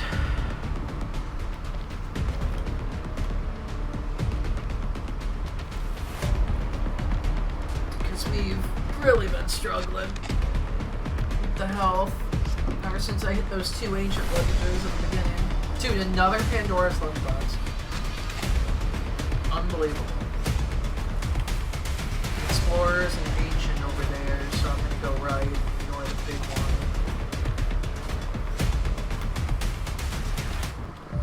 If the Explorers has medical in it, I'll pop the ancient.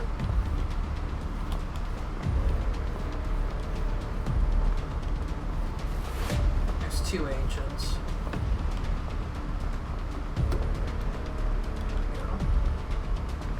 But if there's no medical, I'm not going to waste the health on getting in that situation again, because we're not going to have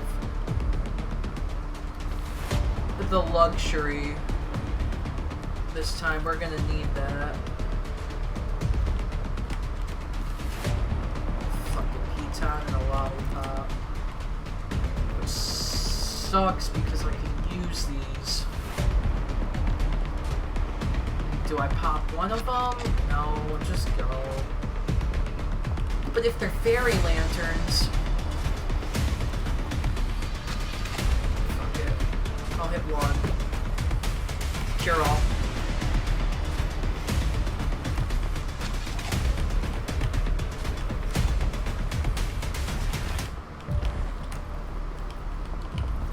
We're gonna save the cure all for when we hit the second one.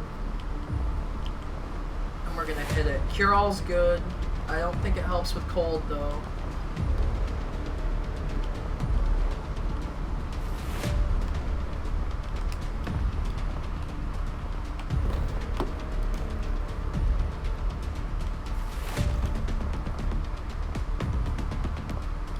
I'm gonna drop the backpack before I open it so I don't go down by accident. Where is it? There it is.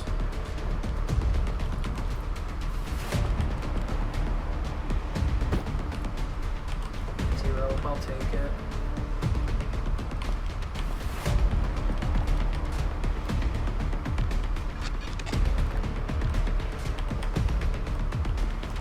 I'm just gonna leave it like that so I don't have to waste 2 hits of that.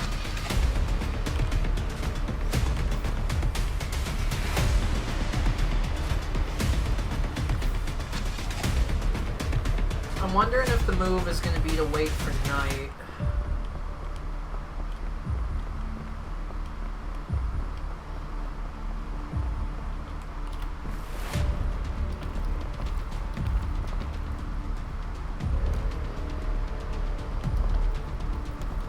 Or just go as hard as I can, use the Caldera to cool me down, or to warm me up, and then kind of time it so I'm waiting for night at the kiln. Wait, do you get cold in the Caldera?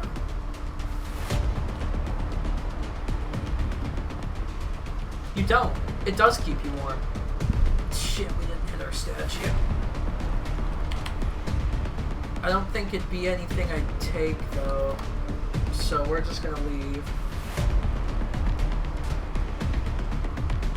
Because we got 2 foods, we have a piton, 2 anti-ropes, and a fairy lantern, and then we have the flare that we need. I'll tell you what I'm gonna do. I'm gonna switch out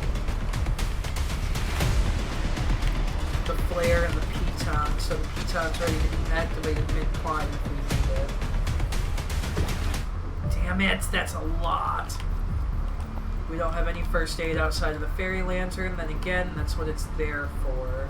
What we could do is we could play it safe and we could go down and around so we don't have to try to make this jump. That's what we're gonna do. The game kind of wants you to work this way. Now, my problem is, how do I do this safely? This is probably where it's going to be best to burn out. We don't have a regular rope launcher.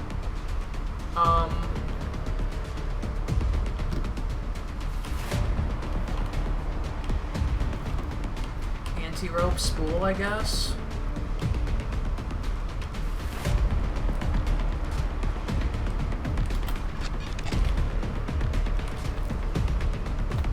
Unless we just don't need it.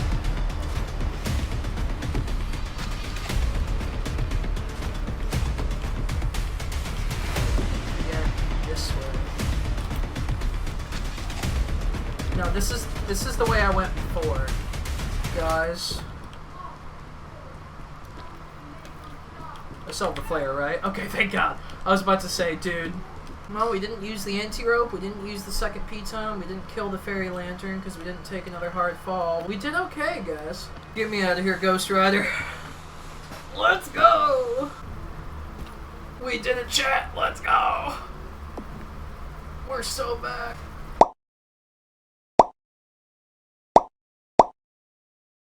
Alright, class. We're gonna take a stab at Ascent 6, which I'm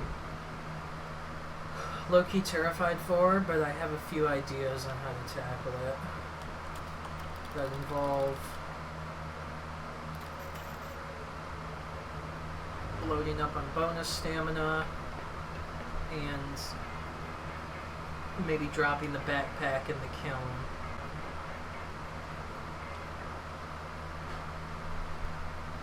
To save weight.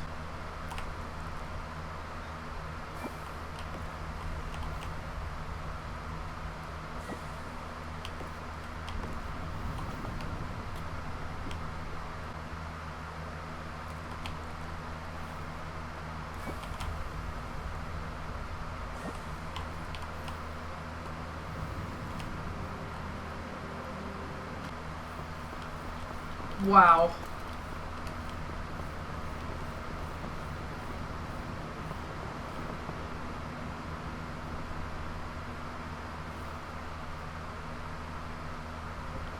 That's not what we needed.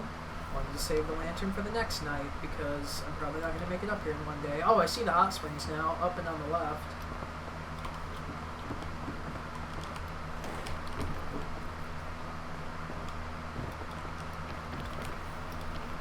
Already? Again?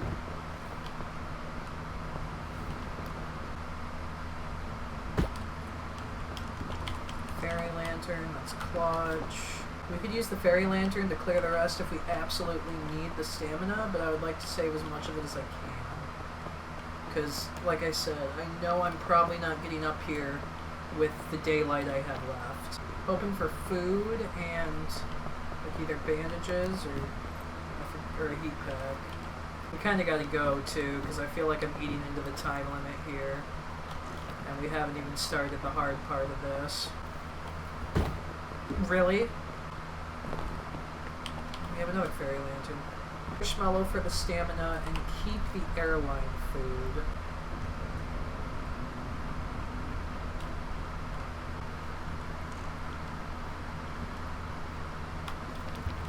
Come on! Don't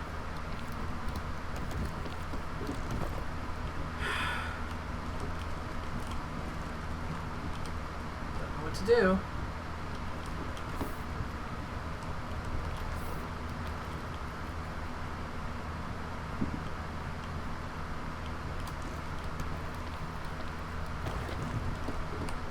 We might have to burn this anti-rope.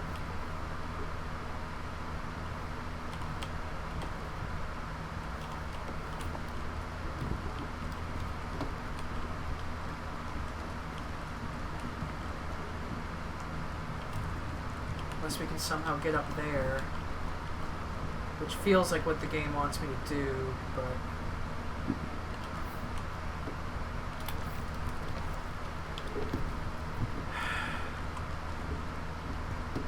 I don't want to do it, but we're gonna have to.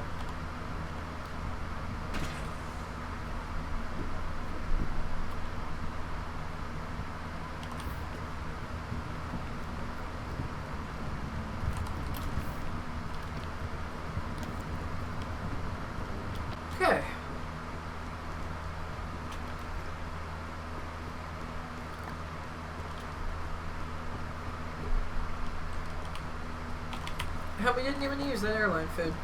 Let's go, baby. Let's go, gamer.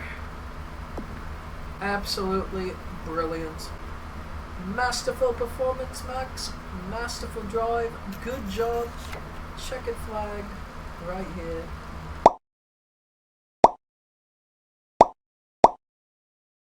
Sorry to interrupt, but like I said, this is where I really fucked up. Because Ascent 7's modifier prevents you from reviving the dead, it felt pointless to do this in solo play, so I urgently grabbed Ryan and guided us through the same forgiving seed that I'd done 5 and 6 on. However, we ran into a little hiccup at the end. We're gonna have to... What? We have to do that. So, what do we do? Give me a hit off those scout cookies first. There are 2 left in the bitch. Thanks. Okay. You can stand on this, where I just was. Oh god, wait.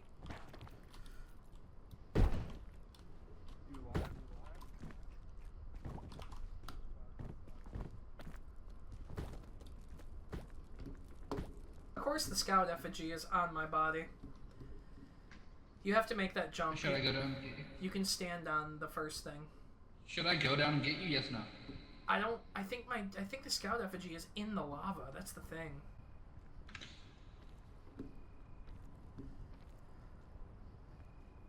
I can guide you, so.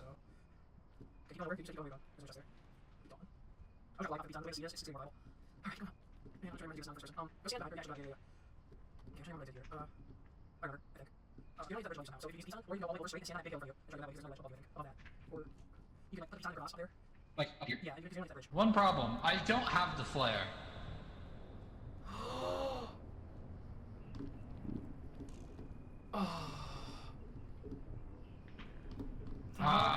There's a loop. I see a chance. We're gambling. We're gambling. We love gambling. We love gambling. Please, please, please, please, please, please, please, please, please, please, please, please, please, please, please, please, please, please, please, please. Dude, you're gonna have to be the luckiest person alive. Big money, big money, big money. Nope. God, I am your most weary soldier. Now, go fuck yourself.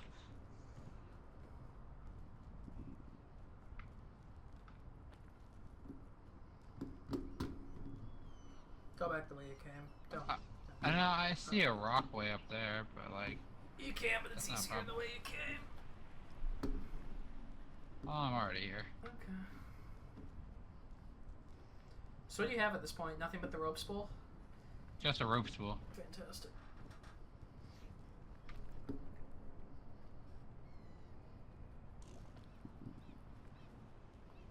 I'm also kind of like being copium and staring around hoping there's a chest.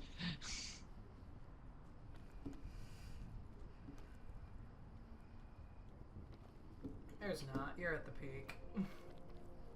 Yeah, but I can cope. Yeah. You want to go back down to my body? Yeah. God. This reminds me of that time back in band camp. I was at the very What do you mean?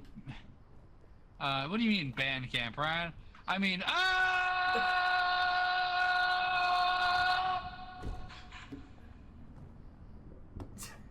On my screen, your face is just sucking your own dick.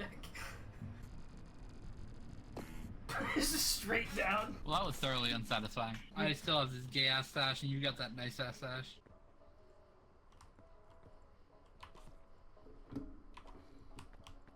He looks so bad. He's coping so hard.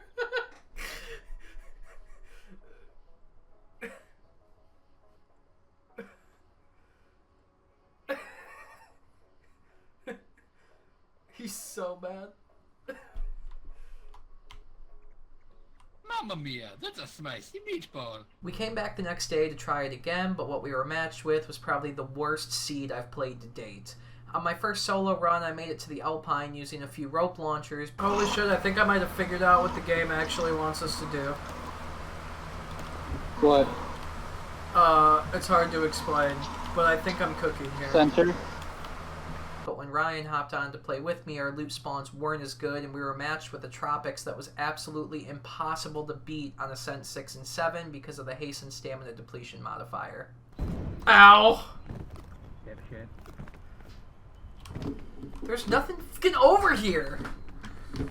That's why I said center right, not center left.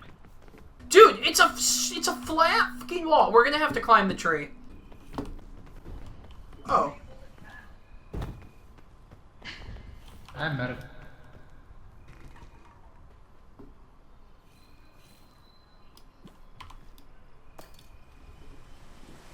Are you still down? I bandaged you. What? This is fucking stupid. Even if we climb the tree, I don't think there's anywhere to go once we get to the top.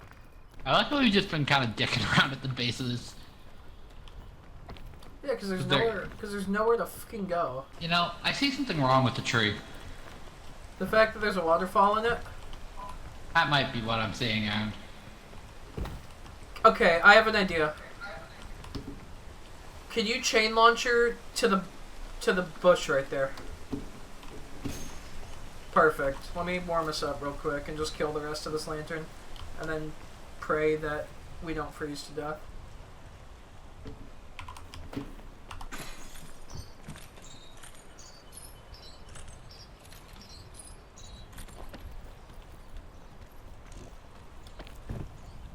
Doesn't matter because there's nowhere to go! Oh my fucking god! What is this garbage? wait, is that world's most autistic path? Hold up, I'm thinking. It goes nowhere, it just dead ends up there. I can't stand on that, goodbye. I'm alive. Let's... Maybe we can get the vine up there? Well, now I'm way too hurt for it. Wait, I have cooked bandages, hold on. If you want to take my marshmallow, you can. You're probably a lot hungrier than me.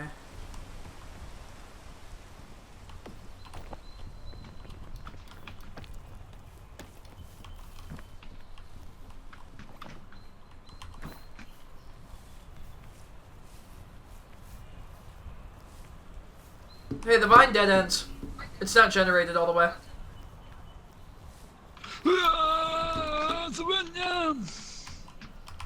You're still right. That's fucking stupid. I don't think you're gonna be able to make it over to the right, but if you can. You're still right, I'm not able to. I said to the right, that was your other right. Are you alive? Yes. We gotta restart, we're hitting the time limit. Rest in peace, us. What about the cliff on the right? I don't think that we Hang can... on my head, like, no, hang on, like, stand right here. And then look at the tree, and then look to the top right. Oh yeah, If we're able to get up yeah. there, like, get up to that branch, the one right there. Yeah. Up and to the right, you can stand right above my ping. Okay, but we're cold. Go ahead and tell me when you're good. Now.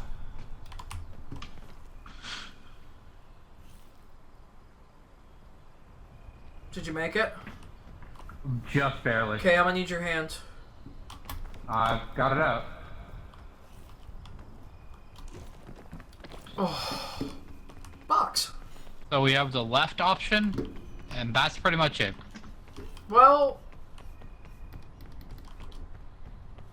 Yeah, I saw another way, but it looks a little more technical and stupid.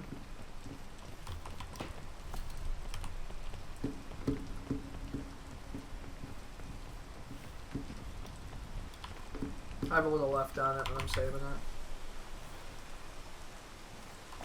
it. Because I see, like... If you want to see my vision, I think your way is easier, but, like...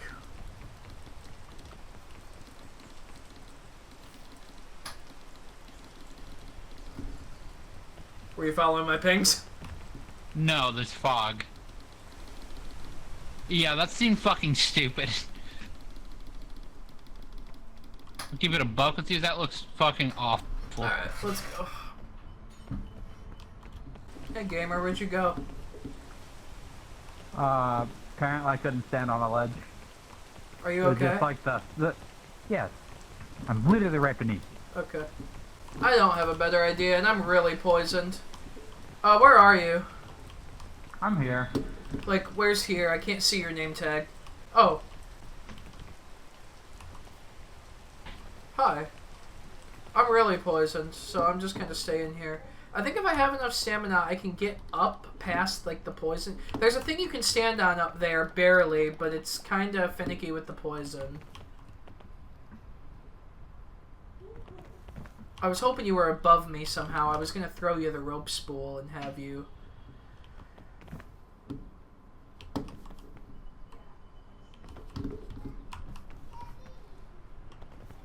Oh my god, poison is taking so long. You have that medicinal root, don't you? Yeah. I'm wondering if it's worth to burn it.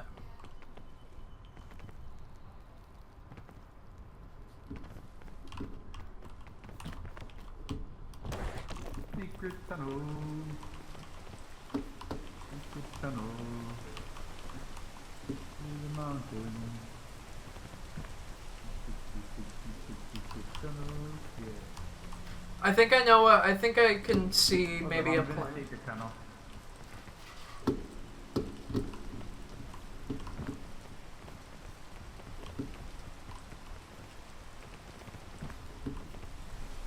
Alright, now that I've sealed myself to death in here. Okay, can you get out of here so I can explain to you my plan? Yeah, I suppose. So, hold on. Got kind of two options. There's that way, which you're gonna get poisoned, but you can kind of stand on that and then stand on that. Or, oh fuck. Come on! Hold on. Or there's that way, which if you can get up there, I can give you the rope spool and you can run it down for me. Or I can try to get up there and send the rope spool down for you. But I'm pretty hungry.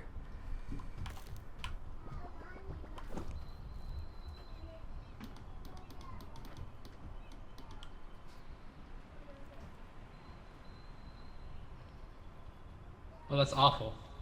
Yeah, but it's what we're gonna have to do. Goodbye, world. What? Goodbye, world. Killing myself. We wasted too much time and it's over. No, it's not. It's over, Aaron. It's over.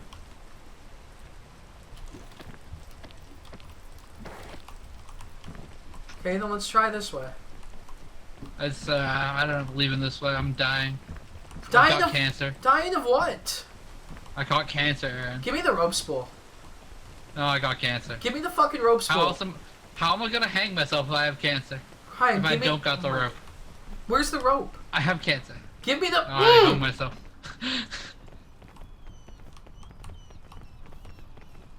I'm less hungry than you. I just ate. Motherfucker. Now you're gonna fucking die. Good job!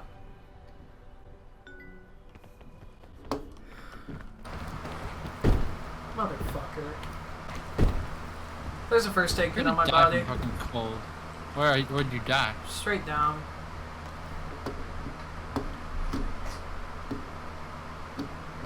I'm in like a crevice. Like it's hard to see me.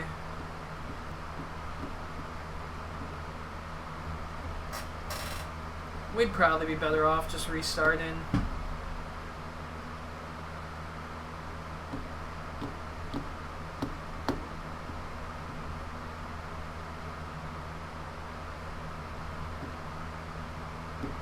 And the first aid kit fell through the map, so yeah, we're restarting. I'm good on that though. What? I don't want to do any more tonight. The predicament was so infuriating that I stopped playing for 3 whole days and Ryan became disinterested with the game altogether. I debated just giving up and doing the video with the footage I had, but I decided to keep trying, if only because I had something to prove at this point. Even when I did start playing again, it took me another 3 days to finally cash in and peak.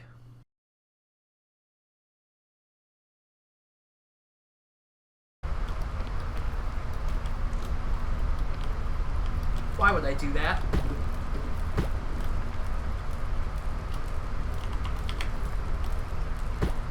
Eat, drink the... No! No, I'm dead. Unless I can...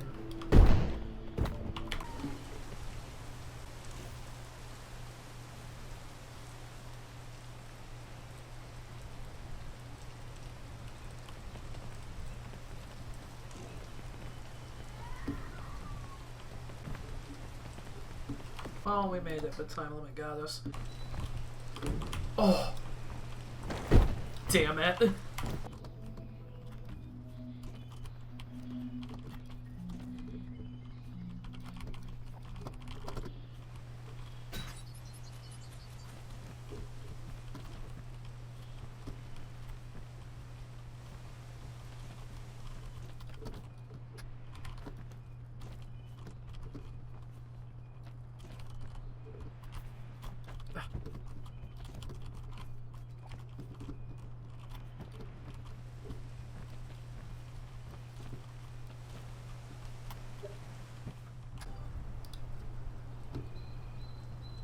I don't have my headphones in. I'm recording. I'm trying not to freeze to death. I'm trying to beat the time limit. I'm trying to, like, outrun the Scoutmaster. Oh, you got the Scoutmaster to come to you? Well, I haven't seen him yet, but I know he's about to spawn. Oh, my backpack's gone, apparently. I forgot to pick that back up. I'm dead. Yeah, I'm dead. There's no...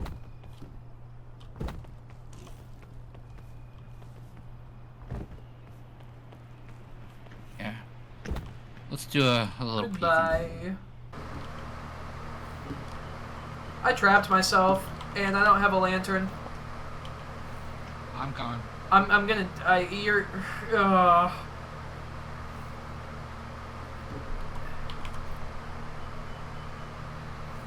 I'm on the other side of these poison bushes. Yeah, I see you. Throw me the lantern. Just throw me the lantern quick. Too late. Where am I? Well, he's down the mountain, and I'm gonna die.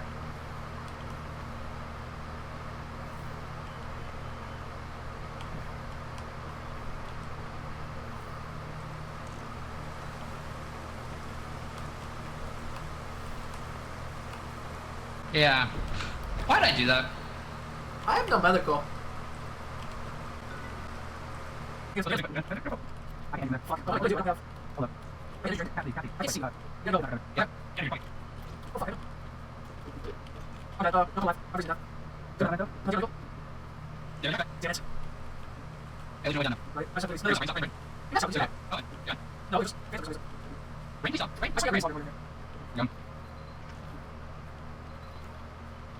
What do we do from here? We can't see anything. I need these bandages.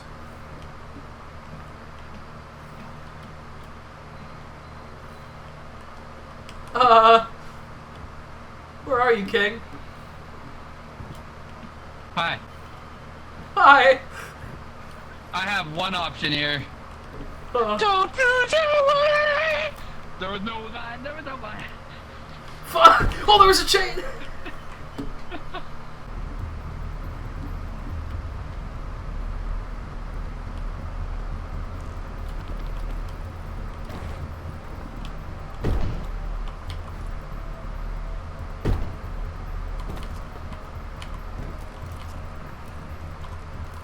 I didn't have my backpack, or I'd have the cure-all. I forgot to put the cure-all in my backpack. I hope I survived this. I survived it. Oh, it's nighttime. Oh no. That means I'm not gonna warm up anymore. That means I'm dead! That means I'm actually dead! Because nighttime hit right after the storm. I guess eat the marshmallow.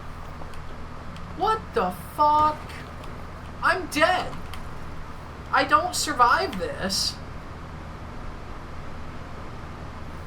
I don't have anything to warm me up. I have to run killed, dude.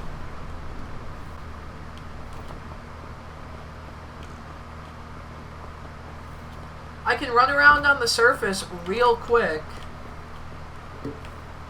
and hope there's a lantern in these luggages.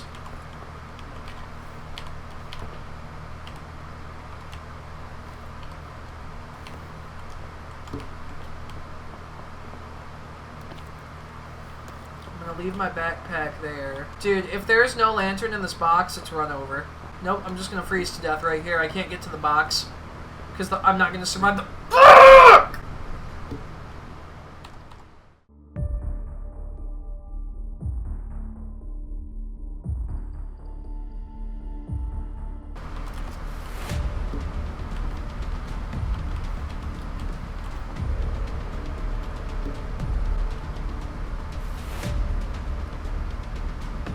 I'm gonna fucking kill myself, dog.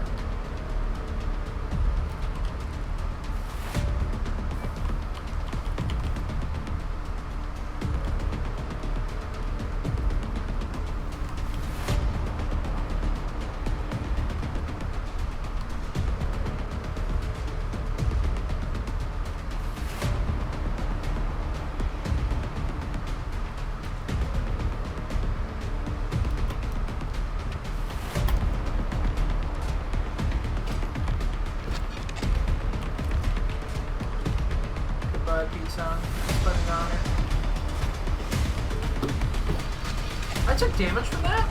Wow. Remedy fungus over here if we can get to it without dying.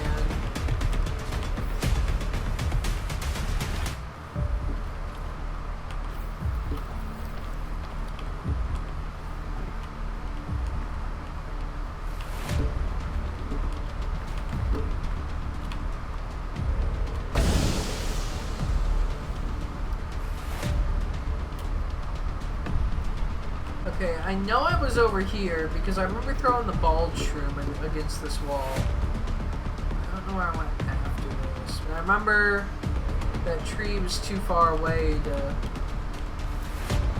I should kill these scout cookies and take the scorch berries for the Alpine. Fairy lantern would do wonders for me right now.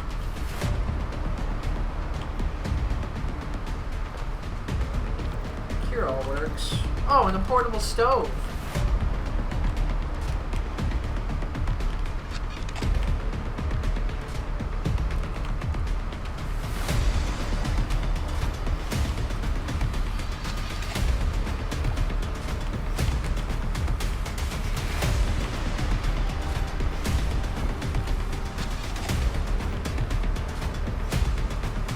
I wish I could take all these scorch berries, but we have a cure-all and we have a portable stove, so I think we're gonna be okay. I have a chain launcher that we can maybe use to tackle that left side now.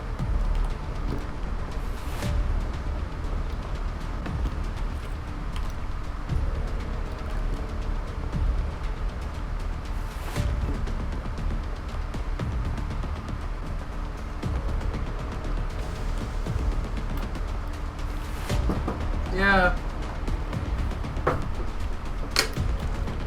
Oops.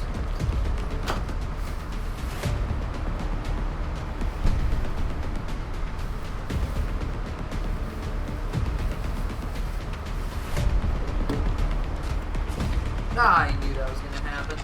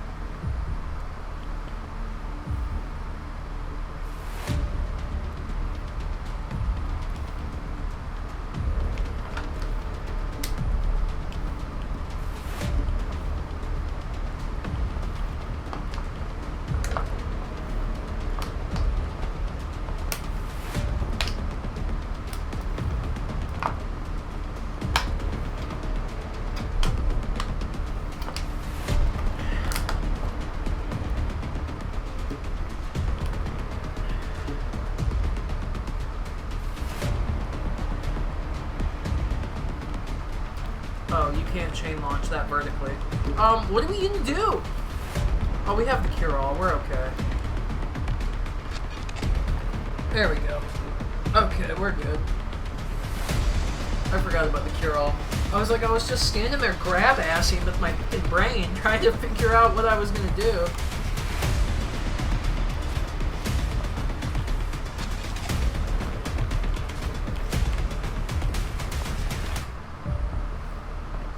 Alright, but we could burn the chain launcher here.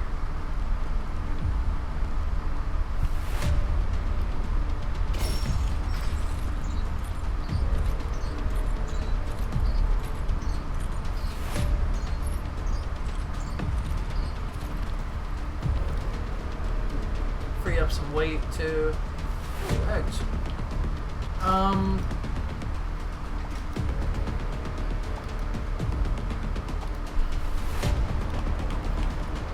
Take that so we have the marshmallow. Oh, I didn't hit the statue.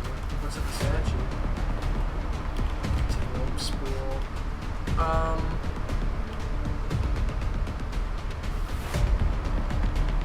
I want the cure-all just in case. We could drop the piton for the other anti-rope.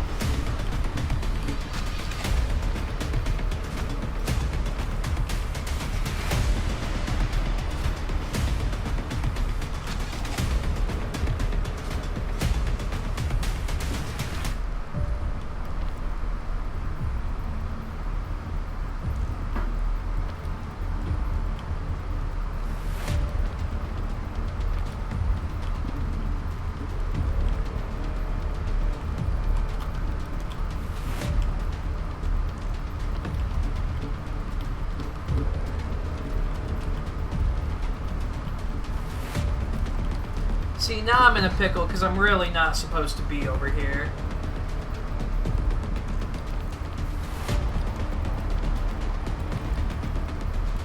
Oh, I can't stand on that. Can I? I can't tell.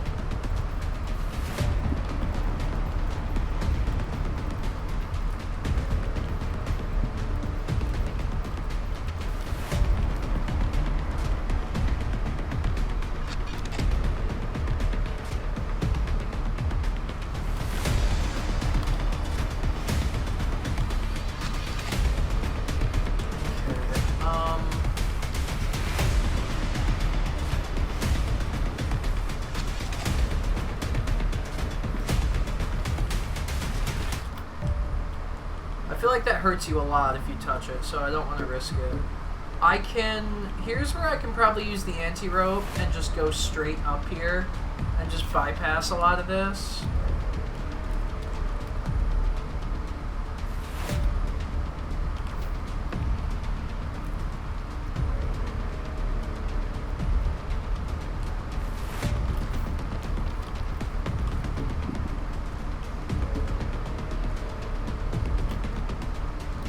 Great, I'm up here, but now where do I go? I think that's the move. Let's eat the marshmallow.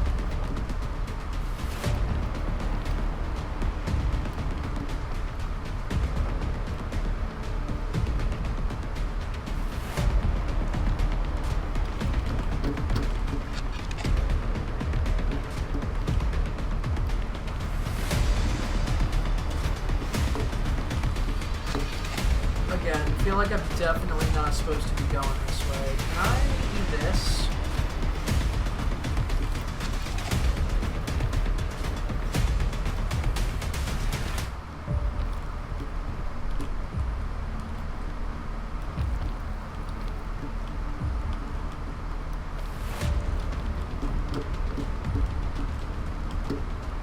Okay, now where am I going?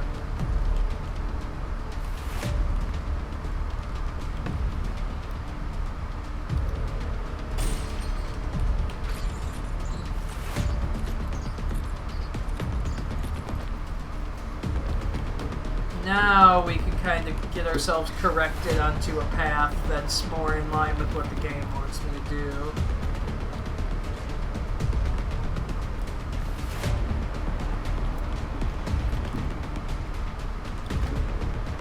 As evident by all these boxes here.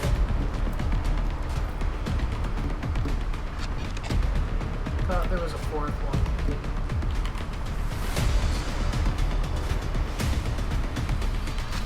Let's take the piton. We're gonna skip on the first aid kit because we have the cure-all. And the first aid kit is only useful if we survive said fall. And given the nature of this biome, we probably won't, which is why the cure-all is going to be more helpful.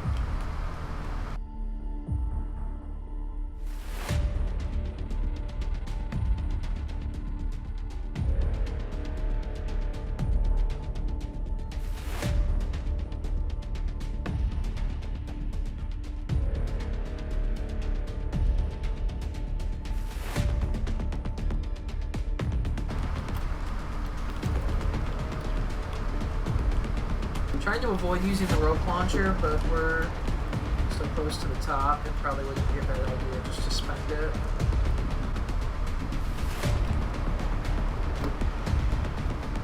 I was almost dead anyway. Oh.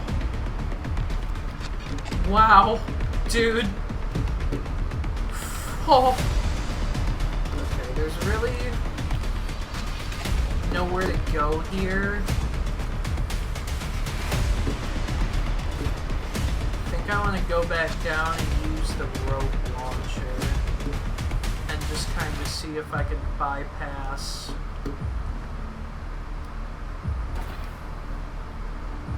a lot of this.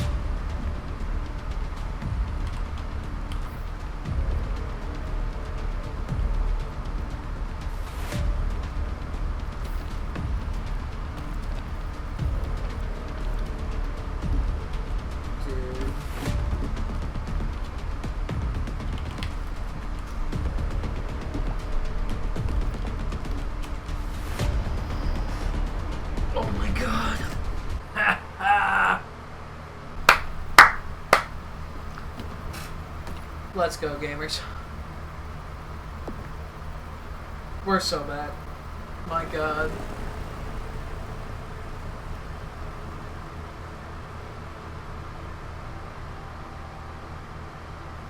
Wow.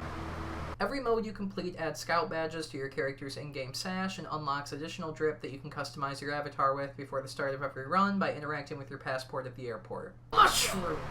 Mushroom! Mushroom! Mushroom! Mushroom! Mushroom! Mushroom! Mushroom! Mushroom! He wants mushroom. Mushroom, sir! He wants to do mushroom. Mushroom! Oh, mushroom for you. Bleh, mushroom. Oh, shut up about the bloody mushrooms already. Move it, team. You can unlock additional badges by completing custom-tailored challenges during your expeditions, like escaping without taking fall damage or without placing items, and so on.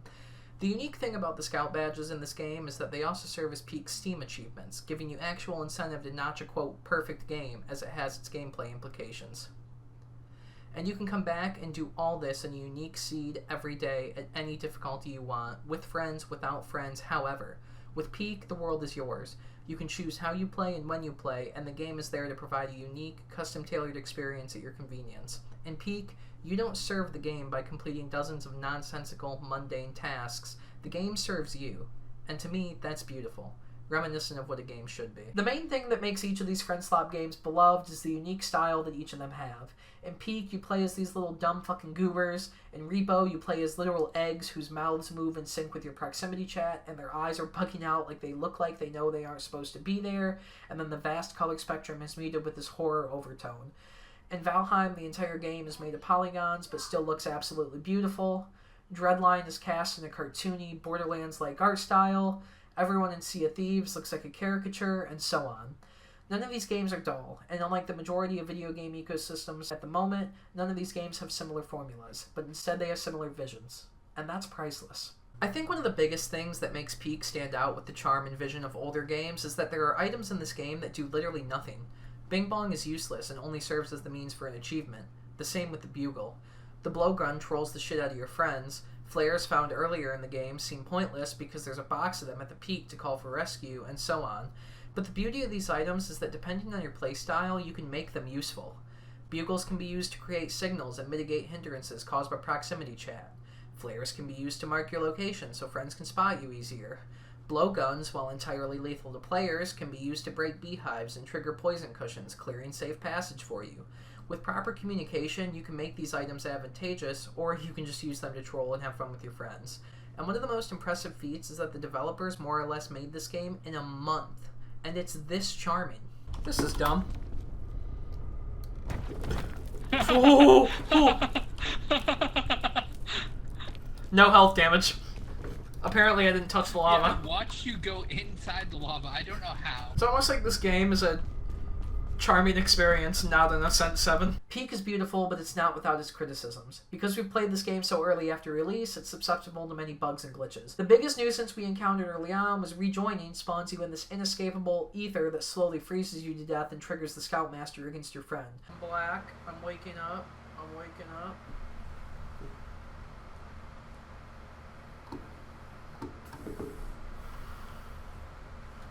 I'm in ice water in the middle of nowhere. It says I'm on the shore, but Landfall promptly fixed this, and you now rejoin as a ghost until you're resurrected at the statue. Services are buggy, movement glitches out, and the majority of my deaths seem to be as a result of not fatigue or human error, but from the game just behaving inconsistently and doing stupid shit so late in the run that you don't even want to restart. Another criticism I have of this game is that the lobby cap is 4 players, but I understand that this is fundamental to the mechanics of the game. Any lobby bigger than a squad would be susceptible to exploits and loot spamming that would probably result in your entire grouping climbing up the outside of the kiln, but I can't help but think how much fun the unadulterated chaos of trying to conquer a sea with 10 people would be. Apparently there is a mod that supports up to 20-player co-op, but all our friends are retarded and there's no way we could get 18 other people online at the same time. But overall, for all of its shortcomings and frustrations, Peak's experience has become one of the hottest, rapidly growing Friendslop games of this summer. It's a carefree, amusing game made by a small developer with one goal in mind. Have fun. No login bonuses, no microtransactions, no battle passes, no big game franchises squeezing additional money out of your wallet and enticing cosmetics and pay-to-win mechanics. Landfall Games doesn't want your money. They want you to have fun. They want you to sit down with your friends, laugh, make memories, and have a good time. In a way, it's a protest to the big companies that are ruining the gaming ecosystem with add-ons and deluxe edition bonuses and pay-to-win features. Landfall is continuing the revolution started by games like Lethal Company and Long Drive that started many years ago. This summer's Friendslop masterpiece isn't just a goofy little climbing game, it's an important entry in the fight to reclaim gaming's humanity. If there's one thing Peak is showing me, it's that you can't go back to how things used to be in the past, but maybe you can recreate it as something even better in the future. Thanks for watching.